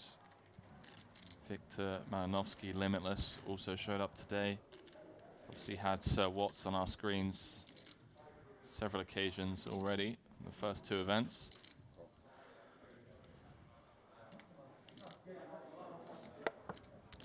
Listen, I'm going to say it again. Me and Winford we're going to hit the town after this. Go shopping. you calling it a win. I It's need him. 3-peat. He needs to take me out, man, and just like upgrade my wardrobe, you know? Yeah, so this is an interesting spot because Tom is just leading in with absolute zero equity bluff on the flop into Sir Watts' trips, and now it does slow down. 10 rolls off. So King Jack would make a straight. Sir Watts could have some kicker issues, but he's got to feel pretty good about his hand, especially when bet into and then check to on the turn. Some chips gonna go in here, and just I was just thinking when Makita, I mean, I would never do it just because it's like too annoying. But when Makita leaves the chip behind, since I'm gonna cover everyone, I probably should just call and check it down always. And then if I win, he has 1 chip, and I just auto win the next hand. Like you guys literally can't play any hands because he's all in already. But like it's just so annoying. I just don't want to do it. That's a great point from Chris Brewer being made there, where Akita effectively jammed, left himself 1 chip behind. Brewer saying he should have just called and checked it down if he was going to win. And then Tom and Sir Watts would have Seems been reasonable. handcuffed the next hand, would have been able to pick up an extra few dead It's like, chips. almost like we're supposed to collude. yeah, that is interesting for a few reasons. To that point that word just used, collude, though, it's kind of borderline, right? It's not with ICM, it's not. No, I know it's not, but I'm saying it would look so fishy Yeah, in yeah. a way, and also extra for coffees if for you guys Makita, want. it's such a benefit too, right? That he Yeah, I actually- wouldn't use the one word there. collude in Right. Chris's spot for sure. Stop- I stop feel us, like buddy. bad choice of Yeah. wording there. No, but you know what? You see that sometimes where it's interesting because on a bubble or a if we final were- table, If they were like last level it's or also two similar, right? before Like if there are registration ends, times when even you if as I'm a real chip tired, I leader like enjoy that would want to level, you keep know? someone And in, then it's and like almost worst with case, I no play chips. 2 more It's hours. literally like such an advantage It's for like you. short tack, I kinda So, wanna play. If I bust, what am I gonna do? but it looks fishy, right? To the naked eye, it'd be like, oh, that's Short like tack tournaments are so much more strange. fun than no So limit. I don't know. Oh yeah, I would it's- never fucking when I'm tired like this. I would never play a no-limit tournament. Yeah, 100% Such a Jeff. fucking unbelievable tournament to play. I Tom think saying no-limit's if just he a was, worse tournament game. Yeah. saying if he was this You can tired make no-limit a better cash and it game was than a short tack no is limit structure, hold'em tournament, he wouldn't but- play. Yeah, because you can make anti. I do think it would be interesting to run no limit stuff with like short deck structure. Like you just do the anti structure the It's same better, way. yeah. And you can also just do really high ante and stuff, but even still, no limit's just a worse tournament game.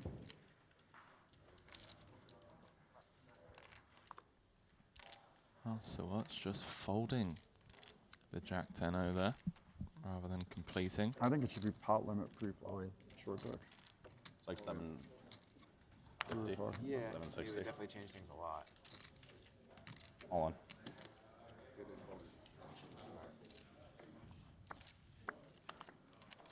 How much is that? 700?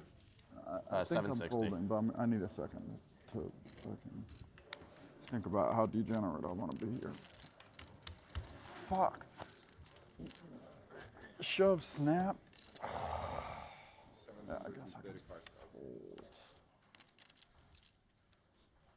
So Winford, you're going to be at risk. Can I fold?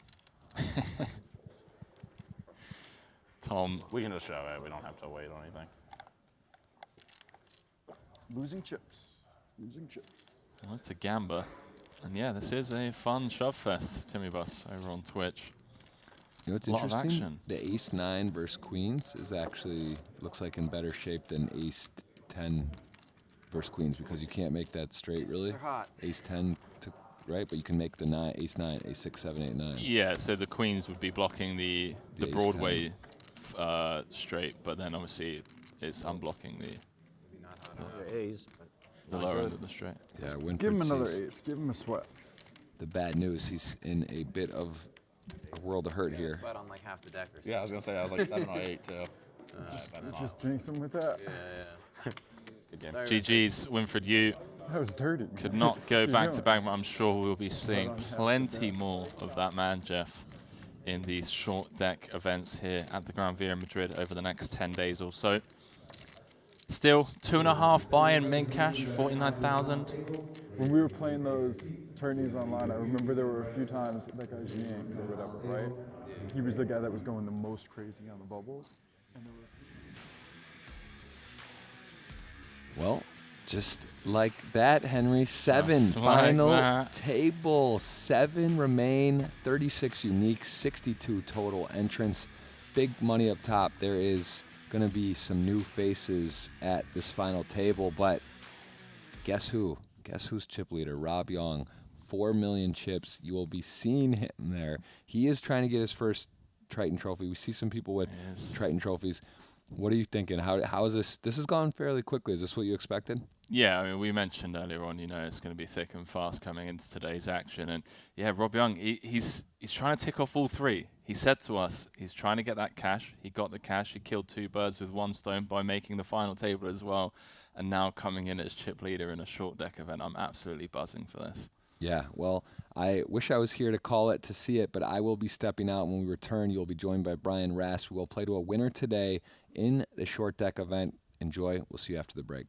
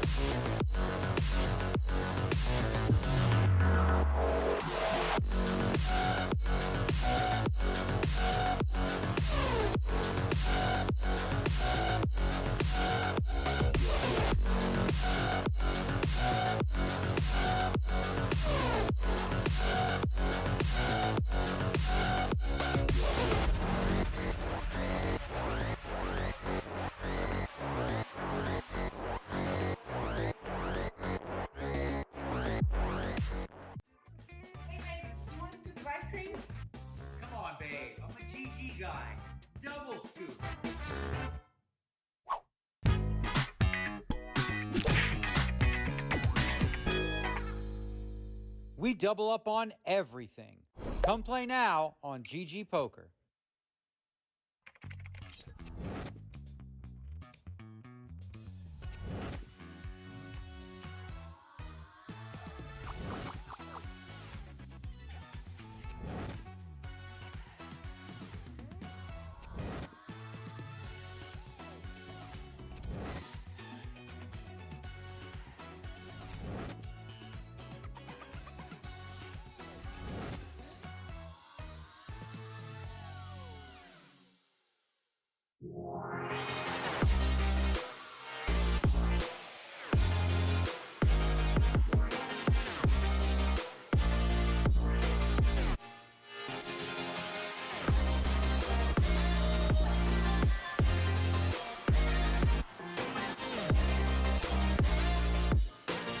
Sixes, slight advantage, close to a flip, but got a club there in his hand as well. Helps him a little bit. And 7-7-4 trip sevens for Patrick, and 1-7 would have been enough, as it still leaves Kanapong 6 fishing. Looks like a 6. It's not. It's the 9, the backward 6, and 1 card left if he is going to want to knock out Patrick Antonius. Ooh, not there. And Kanapong's playing well. 525 it looks Gets like. in a flip, and Patrick's going to stay alive and healthy pickup. Indeed. You can touch a couple of 20Ks.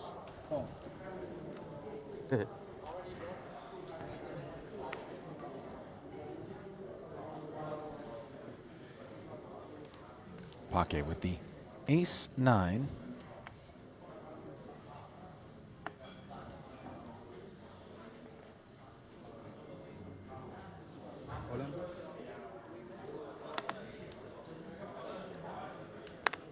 Rips it in for 800,000. Denny Tang with 1.1 million. Looks down at a couple of 7s. Saw yesterday Adamo pitch some 7s in a similar spot. It was at the final table, a little different, but you know, calling off with this is sort of on the cutoff of feeling comfortable. You realize you're also gonna have 1.1 million. Oh man, and look at this. Two queens for Kanapong directly behind Danny Tang. Come all in over the top to 195. We've got two players all in for their tournament lives up against these two queens. No. Ace. No. This is best case. Optimist. Maybe similar. I mean, if you look at the percentages, though, Queen's only going to scoop this 57% of the time. It's Listen, not, I'll take it, Jeff. Yeah. 2.65 million would be a beautiful pickup here. Yeah, he's got 1.9 to add to his stack.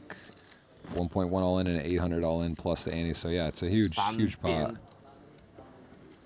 Huge spot. Side pot is another 600,000. That'll be between Tang and Kanapong. Sevens against queens. To the flop we go. Wow. Jack 10.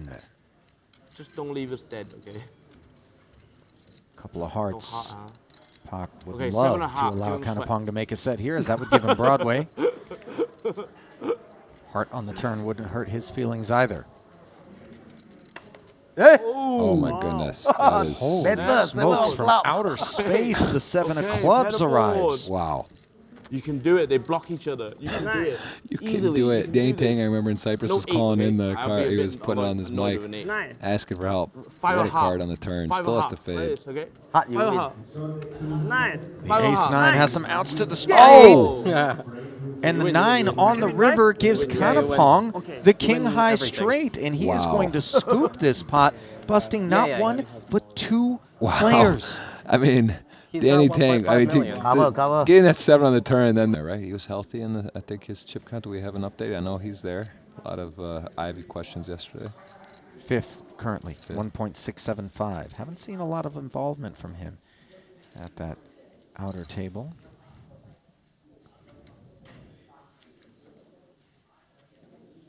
All in. Queen 9 suited going to move all in on the button here as we play four-handed at the feature table, and Kanapong is going to move all in over the top. And terrible news for Antonius as a 9 is shared between them.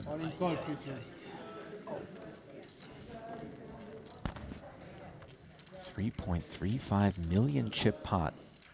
Kanapong got in the right situation here. 2-1. Antonius gonna need some help, but that Queen 9 suited looks live, doesn't it? It's got options. It's got flushes. It's got straights it can make. So 2-1 favorite. Dominated though. The flop. Jack 4 tray. Not a spade to be found. The straights are dire for Antonius.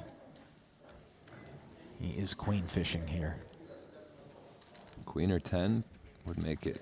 10 would be available for something. That is not it. And this goes to a massive hammerlock on the hand with one card to come, 6.7%. 3 outs once. Not going to Deuce of happen. Spades is not one of them. Patrick Antonius really didn't get much going on the day.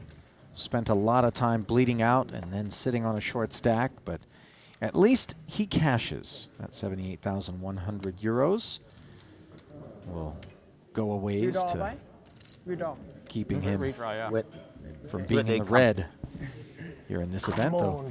Certainly 1.75 million, a title, 3 cashes. Yeah, first and a second, I think. And going through some time banks on this one, though.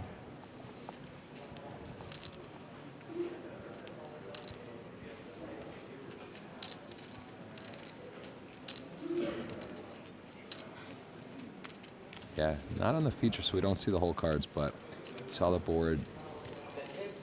Looks like Ivy's in the big blind, Ike on the button. Look at Ike just frozen. Ivy's got those eyes that'll look right through you. Hasn't really shot him over at Ike. Ike's got the mask on, low defense there. Can help if Ivy's staring you down. That's a little shield. Ben Heath there. Need a Halloween mask. Yeah, you need. Keep yourself safe from the Ivy eyes. Yeah.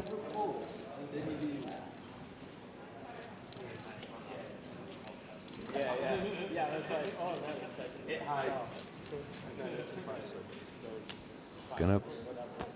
Ooh.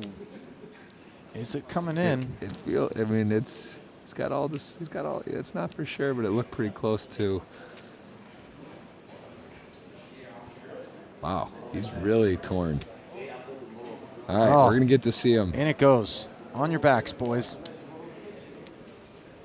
Got ace X there. Weak ace. Yeah. It's ace 3 with the gut shot straight draw against ace 9, and on the end, Ivy is unable to hit the 3 or the 4 to improve. So Haxton ends up with top 2, sending Ivy to the rail. You, Mr. Paul. Oh, sorry.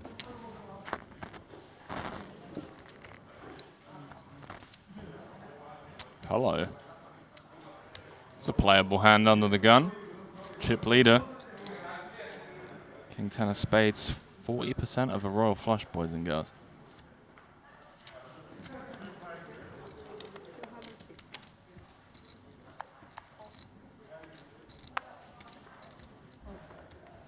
And Paul has approached this final table as honest as you can as chip leader. It's not like he's been pipping super wide, trying to push the table around. It's the first hand I can think of that he's played since the ace-king. Kind of letting everyone else do the damage to themselves. Forrest's going to defend. Yeah, queen 9 too good to fold. Gets quite a flop, wow. but so does Paul. Well, Forrest's either going to double up or we're going to be down to 5 because the money is going in SPR2. Top 2 against second nut flush draw and a gut shot. How's your luck, Voris? Flopping top 2 and you only have 59%, eh? Yeah, it's feels bad, man. It's a bit crazy.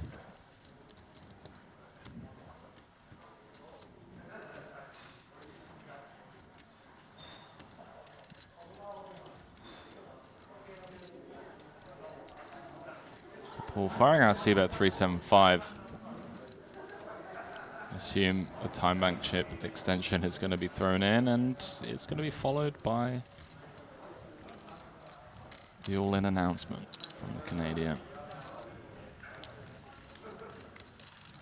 Yeah, thinking about other options, but really doesn't. I don't see it's such a draw-heavy board. I mean, he's just this SPR so low. It just seems trivial, right? So it's just going to be check jam and snap called, and as you mentioned, kind of unlucky to not be in a better spot than that. Look, I mean, Paul literally beat him in the pot. He Helmuthed him in there. Paul asking if he has a set. Oh, laughs all around. Ike and Doris and Paul just thought having a bit of banter. You know, whilst playing for 6 figures, why not? Paul was like, you had a set in my head.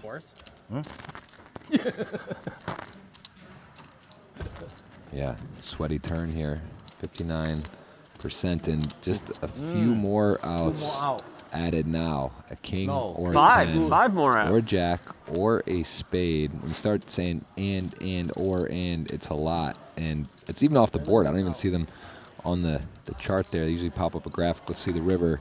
Too many. It was too many, but there you go. Divorce now will depart, and Paul, looking for his first Triton title, leads Triton in cashes, and Daniel going to add to his impressive resume. And Divorce, very well played as usual. Going to go out. Something's got to give when there's so much firepower here. Just one of those things, fist pounds all around.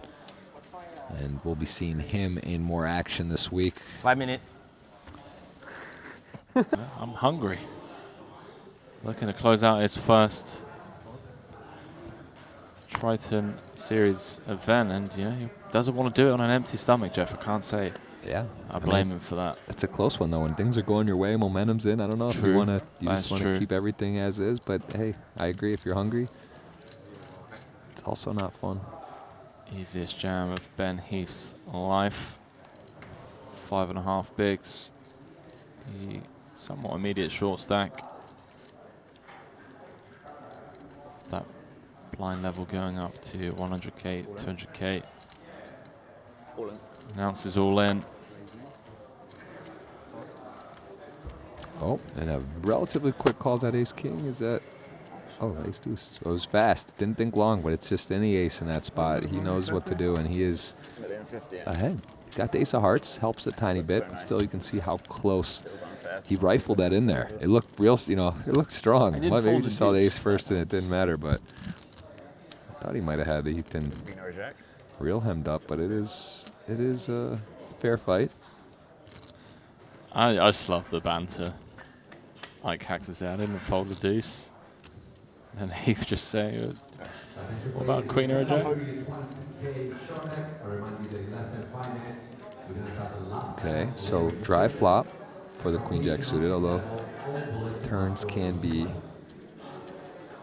So that actually is not a good turn for Heath because he loses the queen or the jack and he picks up a 10. Happy to lose this one instead of the first one. Okay.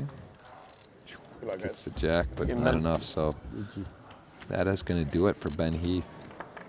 GG's. Ben Heath came in, shortest stack.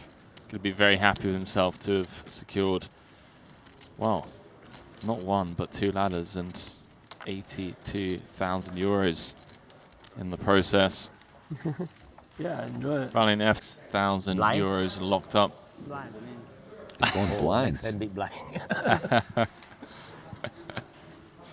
What a hand to pick up. You're down to 2 bigs. Pretty sweet looking hand. Ike with 2 million here and an ace. How much is it? 50, 55, maybe 55, 50, 75. So Ike deciding if he's gonna call or shove, thinking about what he's doing and representing. Also Eric probably just got to be so. If he doesn't really want to welcome in Eric for the extra EV here, and ace 9 just strong enough, so pushes it in. I don't know. Doesn't know. It's going to be a very nice sight for a blind, 2 blinds. Oh, I just love the table. If you want to run the board before you spread the second one, I will allow it. Oh, they haven't even seen it yet. Okay, special. Oh, nice hit. That's about as good as a card you see other than a jack. Oh, so he actually was all in blind? Yeah. What an absolute champion. Yeah. I mean, it makes sense. I know he's going to be all in the next hand, but yeah, still, he didn't even, like, peek one. I mean, this is, you can see the percentages, how close it is. You would think ace 9's in better shape.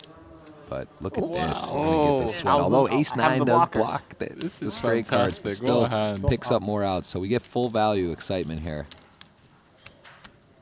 What a hand to pick up blind, eh? Oh, pairs a paying card, but not a jack. So we are going to need on the river. You can see all those cards. There's some outs available, and it is just not enough. Ace 9 going to do the hold, and Kanapong is going to exit in 4th. What a showing from a first-time Triton competitor. Sure, we'll see more of him. I was very impressed with his play. I didn't know that wasn't the thing you were saying. And you just drill the old 2-outer, if you will. Obviously, because the King of Diamonds wouldn't have been exactly a card he would have been happy Delightful sight, yeah, to put more money in. The question is, Jeff, was he blasting on non-diamond rivers? This man hasn't come here to not follow through on the river, if you ask me. Yeah, we would have found out. We would have found out. We're not going to know. That's why poker's so fun, because different players, different positions, different stack sizes. It's just like how can it be so exciting all the time? It just is. Wow, this is really close for Ike. This is just a tad over 9.2 bigs. Queen 8 of hearts. It's going to be ahead. It's going to have Paul dominated a decent chunk of the time. And also going to have enough equity against even hands like this. You've still got 40%. Yes. This is close. I don't know. I really don't know. We saw Adamo fold ace-3 suited when Rob jammed him ace-6 suited. It was a little different spot time in the tournament. That's 7 left. Yeah, it's a lot more pressure with 7 left than 3. Yeah. But you know, it's not fun to call off. Although he is short and the blinds are coming around fast. Big blind ante, you have to pay 3-handed. You're basically can't be too selective. Paul certainly capable of having a worse hand, as you mentioned. Even when you are behind ace rag, king 10, stuff like this, you're fine. You just don't want to see dominated like queen jack, queen 10, something like that. But obviously, it's unlikely. So I don't know. I think Ike will eventually call this. I just have a feeling, but it's really close. Yeah, I think for chips, it's fine. You could tell he's pained by it. When you got someone like Ike in the absolute blender like this, where he's thinking things through and mulling them over the way that he is, you know it's close. And this isn't just like, you know, oh, suited hand, do I call? No, this is it's going a lot deeper than that. It's just 20 years of hands and analysis. Yeah, literally. Matrix stuff happening. Computing, processing, thinking, future game, other situations. How does it play out if I double? Is it worth it to take a chance right now? What are the other stacks? Yeah. Yeah, 18.6 million in play. Seidel sat on around 10. Does make the call. Put it in. And Paul is going to see that he has the best hand. And essentially, if Paul were to win this, they would be heads up with about the exact same stack, right? Yeah. 18 in play. There's 5.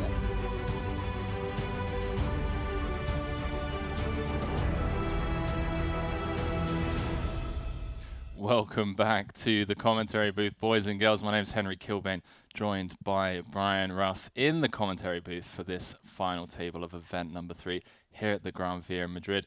Brian, someone with a lot of experience in playing in these high-pressured spots, if you will. So I'm looking forward to commentating with you on how you would apparently, you know, approach some of these jumps and the ICM situation that a lot of the pressure that these guys are under. I butchered that massively, has it? All over the place with the ICM and the payouts and the pay jumps, but yeah, we haven't been in the booth, so to speak, together yet, and I'm looking forward to it, Henry. And we should have an exciting table, the first short deck event of this Triton series here in Madrid, and I'm looking forward to it. It's a pretty fun game to play in ICM pressure situations because the equities run closer, so there's extreme ICM, but you know, obviously all the players are aware. So let's see what happens. Let's jump in. Yeah, everyone guaranteed 63,000 euros for their efforts so far. Bottom of the pack, Tom Dwan coming in with 29 antes. Chris Brewer leading the way with just over 4 million. But right on his tail, Rob Young, who I believe made a very spontaneous third bullet decision. We're in the restaurant yesterday, and he's like, you know what, I'm going to fire bullet number 3, and finds himself here second in chips, Brian.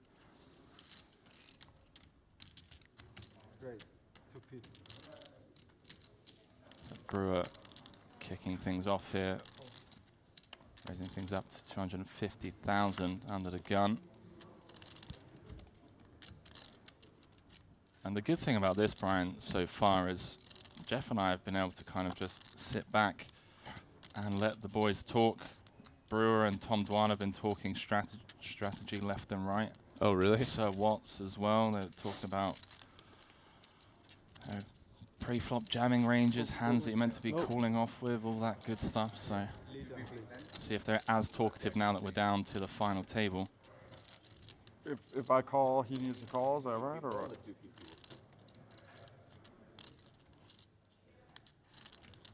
So it looks like there's an action out of turn, and Dwan just confirming with the floor.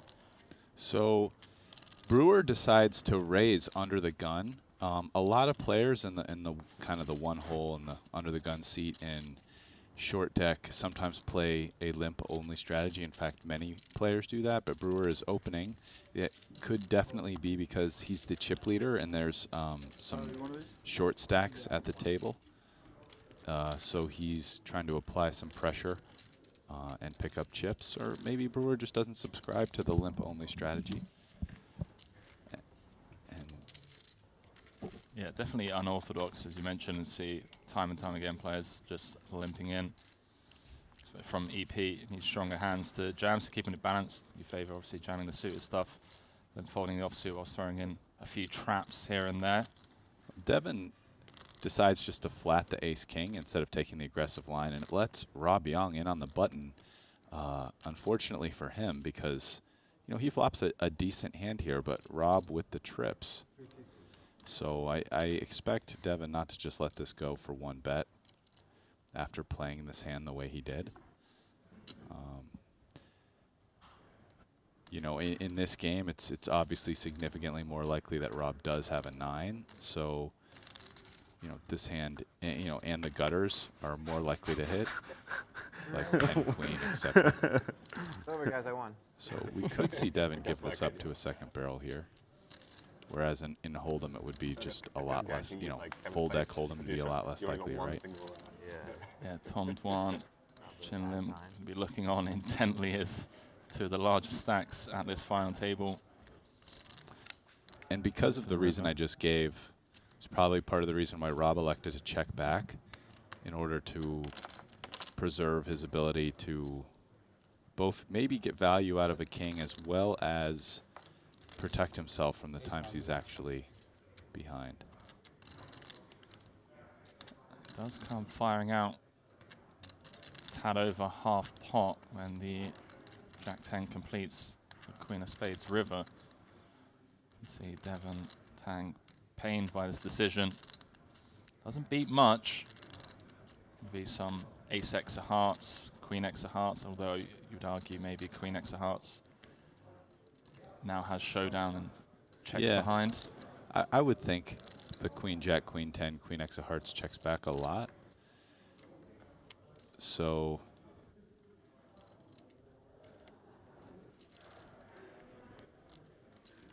yeah, he does. He's losing to King Queen as well now. Had Rob bet King Queen on the flop, but he's also beating kind of just some random bluffs.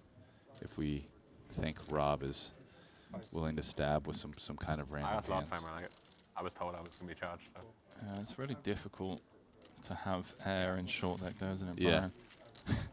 That's why you just got to give these guys so much credit. Playing on this level, high stakes, short deck MTTs. Yeah, it does ask the question: would someone bluff with a queen there? Actually, right? I mean, yeah, I guess it's possible. I mean, in Hold'em, obviously, the idea in that similar type of spot would be absurd, but perhaps not in short deck. But if Rob did bluff with a queen in that spot, would he choose half pot sizing? That was weird. Right? I think I was going to get a king to fold. I mean, and obviously it would have worked. Like, wait, so maybe. shit. Now maybe I should call.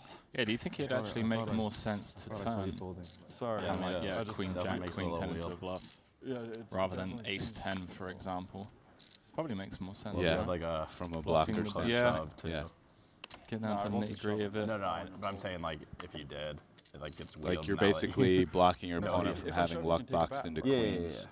Right, and then the Jack or 10 is somewhat relevant there for gutters. Yeah, it's just funny, right? They take I care think of it's everyone. probably not quite as good to be blocking aces or ace king, Gesture because you'd wise. assume Devin would 3-bet. I mean, ace is probably quite a bit, and ace have to king wonder, even like, somewhat, who's even the though he market didn't first that or time. in We can terms see with ace king. What do people hear Yeah. the players anyway, really? Yeah, I think I'd rather be bluffing with the. You'd also obviously rather your opponent have hearts. It's weird in store In that because it's particular like spot, really so exactly. so how having many like the people who are, ace, like, allowed into the 10 of area. hearts Right. must I mean, be that's worse. This area, but other times there's Sure. more Again, Young and Brewer gonna collide. Cut versus button, somewhat analogous to small blind versus big blind in Hold'em.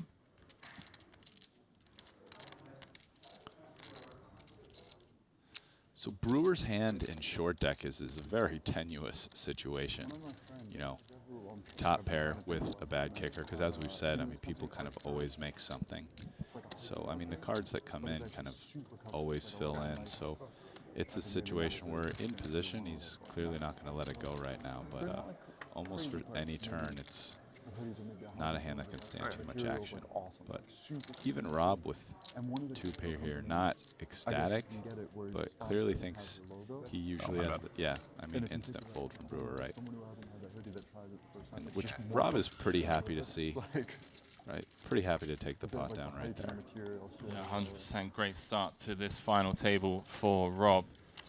came in on Chris Brewer's tail. Now finds himself clear chip leader here, 5.6 million. Everyone guarantees 63,000 euros. So the pay jumps 79,000, sorry, for 6th, 101 for 5th, 131 for 4th, 173 coming in 3rd, 269 for the runner-up, 372,000 euros for the champion. Webster Lim, kings under the gun. And as Brian was alluding to earlier on, Played till do you 8:30. tend to see a lot of limping from early position? No, the stream stopped at like 4:30. Webster not interested in trapping, I should say. And Yeah, I guess mean, there's with enough. ICM. Yeah, there's enough out there Yes. with. I mean, Okay. you add up It 7 was like times 1.5, 30 annies. 40. It's really 8, right? Because the button is Yeah. like 2 annies. So there's 8 out there. 8 times 30, I mean 240,000. So, I mean, it's enough. So instead of thinking in annies, think in terms of the pot. So 240,000. I mean, he essentially has 5.5 pots in his stack, right? So, you know, I mean, it's a stack that's And we going to drank go a all in bunch a on lot stream. from any position. Yeah. I mean, and the equivalent to that in Hold'em would be a pot Stream would be was 2.5 no blinds in limit, the structure but we're then playing with a 1 12 big was blind about ante. to leave, So it's like a and I was 12.5 I said something like, let's play a you know, little big PLO blind so stack we under were the gonna gun. play a Yeah, hand or two. you don't always We go played under around. 7-handed under the gun and Hold'em. You're not always shoving. And then But I mean, short tick is a game where equities kind of run even closer to Hold'em, so I think you'd All be played PLO slightly more incentivized to first shove some time. here and I deny don't think equity I and had take two it down. Yeah, that's actually a Yeah. really interesting observation. Whereas in Hold'em, as you mentioned, you know, from 12 to 16 bigs, you are still going to have some raised folds from early position. Oh, quite a lot actually. Once you start getting that deep, I think. Definitely. Right? Yeah. I'd be curious to see some charts and how it kind of compares I don't know to if he's the best. to short deck. Not terrible. And Hold'em, you have raise folds 12 to 16, and short deck, what, 25 to 30 antes maybe? You want to start mixing in some raise folds from early position? You know, I'm less familiar with the charts in short deck, but my Same. guess for the under the gun play in short deck for like 5.5 pots or whatever the stack we just saw would be a lot more like limp shoves and less kind of like raise. Whereas in Hold'em, obviously, I mean, with like once maybe 12, you have a few shoves. Once you get to say like 15 blinds under the gun 7, you're pretty much never shoving. It's either kind of min raise or limp even. Yeah. Right. So. Tom getting the open jam through. I was just gonna say, I'm 15 blinds, you're kind of not really jamming till maybe like a little bit, but actually late, right? Hijack? Yeah, Hijack. cut off, something like especially that. like blinds get off and stuff. Not that it's a Problem big is deal to do it with it's some fun hands. for a but minute, then you bust. Yeah, you can be. Yes, this is Rob Young from Dusk Till Dawn. Here we go, Tom. I mean, this strikes me as a hand that's just going to find its way all in. All in. Yeah. I mean, at 840, right, if we're thinking pots, he has 3.5. So 3.5 pots. You can play any World Series event. So it's a huge pickup for him. I mean, I might if I'm there, but I'm not gonna like go out of my way to kind of thing. Did you play Tom last year? Chipping away. Like the main event. Tom's I have also like nothing going most on. clearly the short stack. Keep busy so. in the World Series. I'll be there to play cash games and business. The main event, I like to try to play if I have nothing going on, but a lot of times it's like, if I have something come up that it's like, if I make day 3, I'm not gonna want to play, you know, like. Yeah, it's like you want to play day 7, but you don't want to play day 3. Right. Like, Must be nice. I just Brian. had that happen like 2 or 3 years in a row, where like. Get to day 3 of the main event and you're no longer interested. Okay. Too rich for my blood. Both of them do, yeah. I have to ask you, Brian, as someone that's played in playing these those kind of high fields, pressure like situations, does it ever get numbing, sussing out if someone's a complete the amateur pressure or coming full into amateur or these what, like, these spots where you're really playing enjoy for, it. hundreds of They'll get, thousands like, of dollars? Really enjoy it. They're good at like guessing and like What do you mean? Gonna Can react you, to them. Yeah. Well, kind by of numbing, what I mean, like, does the anxiety ever settle? There's a lot of Do you things get that to a happen point that where nothing really Oh, good. sure. I mean, I can tell you, I've always been a person who operated well under pressure. Okay. And Yeah, so no, they like it. there might have been a few times, I can't even remember how long ago, where it was like noticeably high pressure, but usually it just almost always it's just made me perform better, right? I mean, like, think of it as, you know, a situation where, boom, you're put in, it's like fight or flight. Yeah. And okay, I mean, the clarity that comes in those moments is quite strong, and I enjoy it a lot. Like, usually it's just like you're instantly, for me, kind of like in the flow state, like paying attention, right? And I think that I can beat that. it's probably the case for, I mean, a lot of the guys who are kind of doing this in these situations. So, you know, everybody has a different path to get there, and maybe not. Might have you know, lost. for me personally, it was something you that would've was always lost. good, Yeah, which is probably also part of the reason why, like, me as a player, you know, I always kind of wanted to keep moving up, right? I mean, everybody has different paths that they take through poker, but I always liked, okay, so I'm beating these games. Okay, what's the next challenge? What's next? Because I always wanted. And they're good at it as well. They're both It's that, so good at it. like, it's enjoyable to be in the flow state playing poker, you know, as somebody who's competed on a high level. Like, that's fun. It's fun to be playing your best. It's fun to really care. So when you do this, and like all the guys at the table, Like, not in you know, terms you of do skill this or all the anything, 'cause, like, time. he's sitting he's, There's like, doing definitely the- times when the log stuff, and you like, I kind of get can it, check like, out a little bit, it's like Coleman's right? brand, You're he not has to do focusing. it, You're not but, picking like, up reads. you'll Maybe be, your like, all mind's in, somewhere like, a else. So even if massive you're not spot, and tilted, goes you're like, not like stop, upset. I gotta get You're the not camera out. emotionally flustered.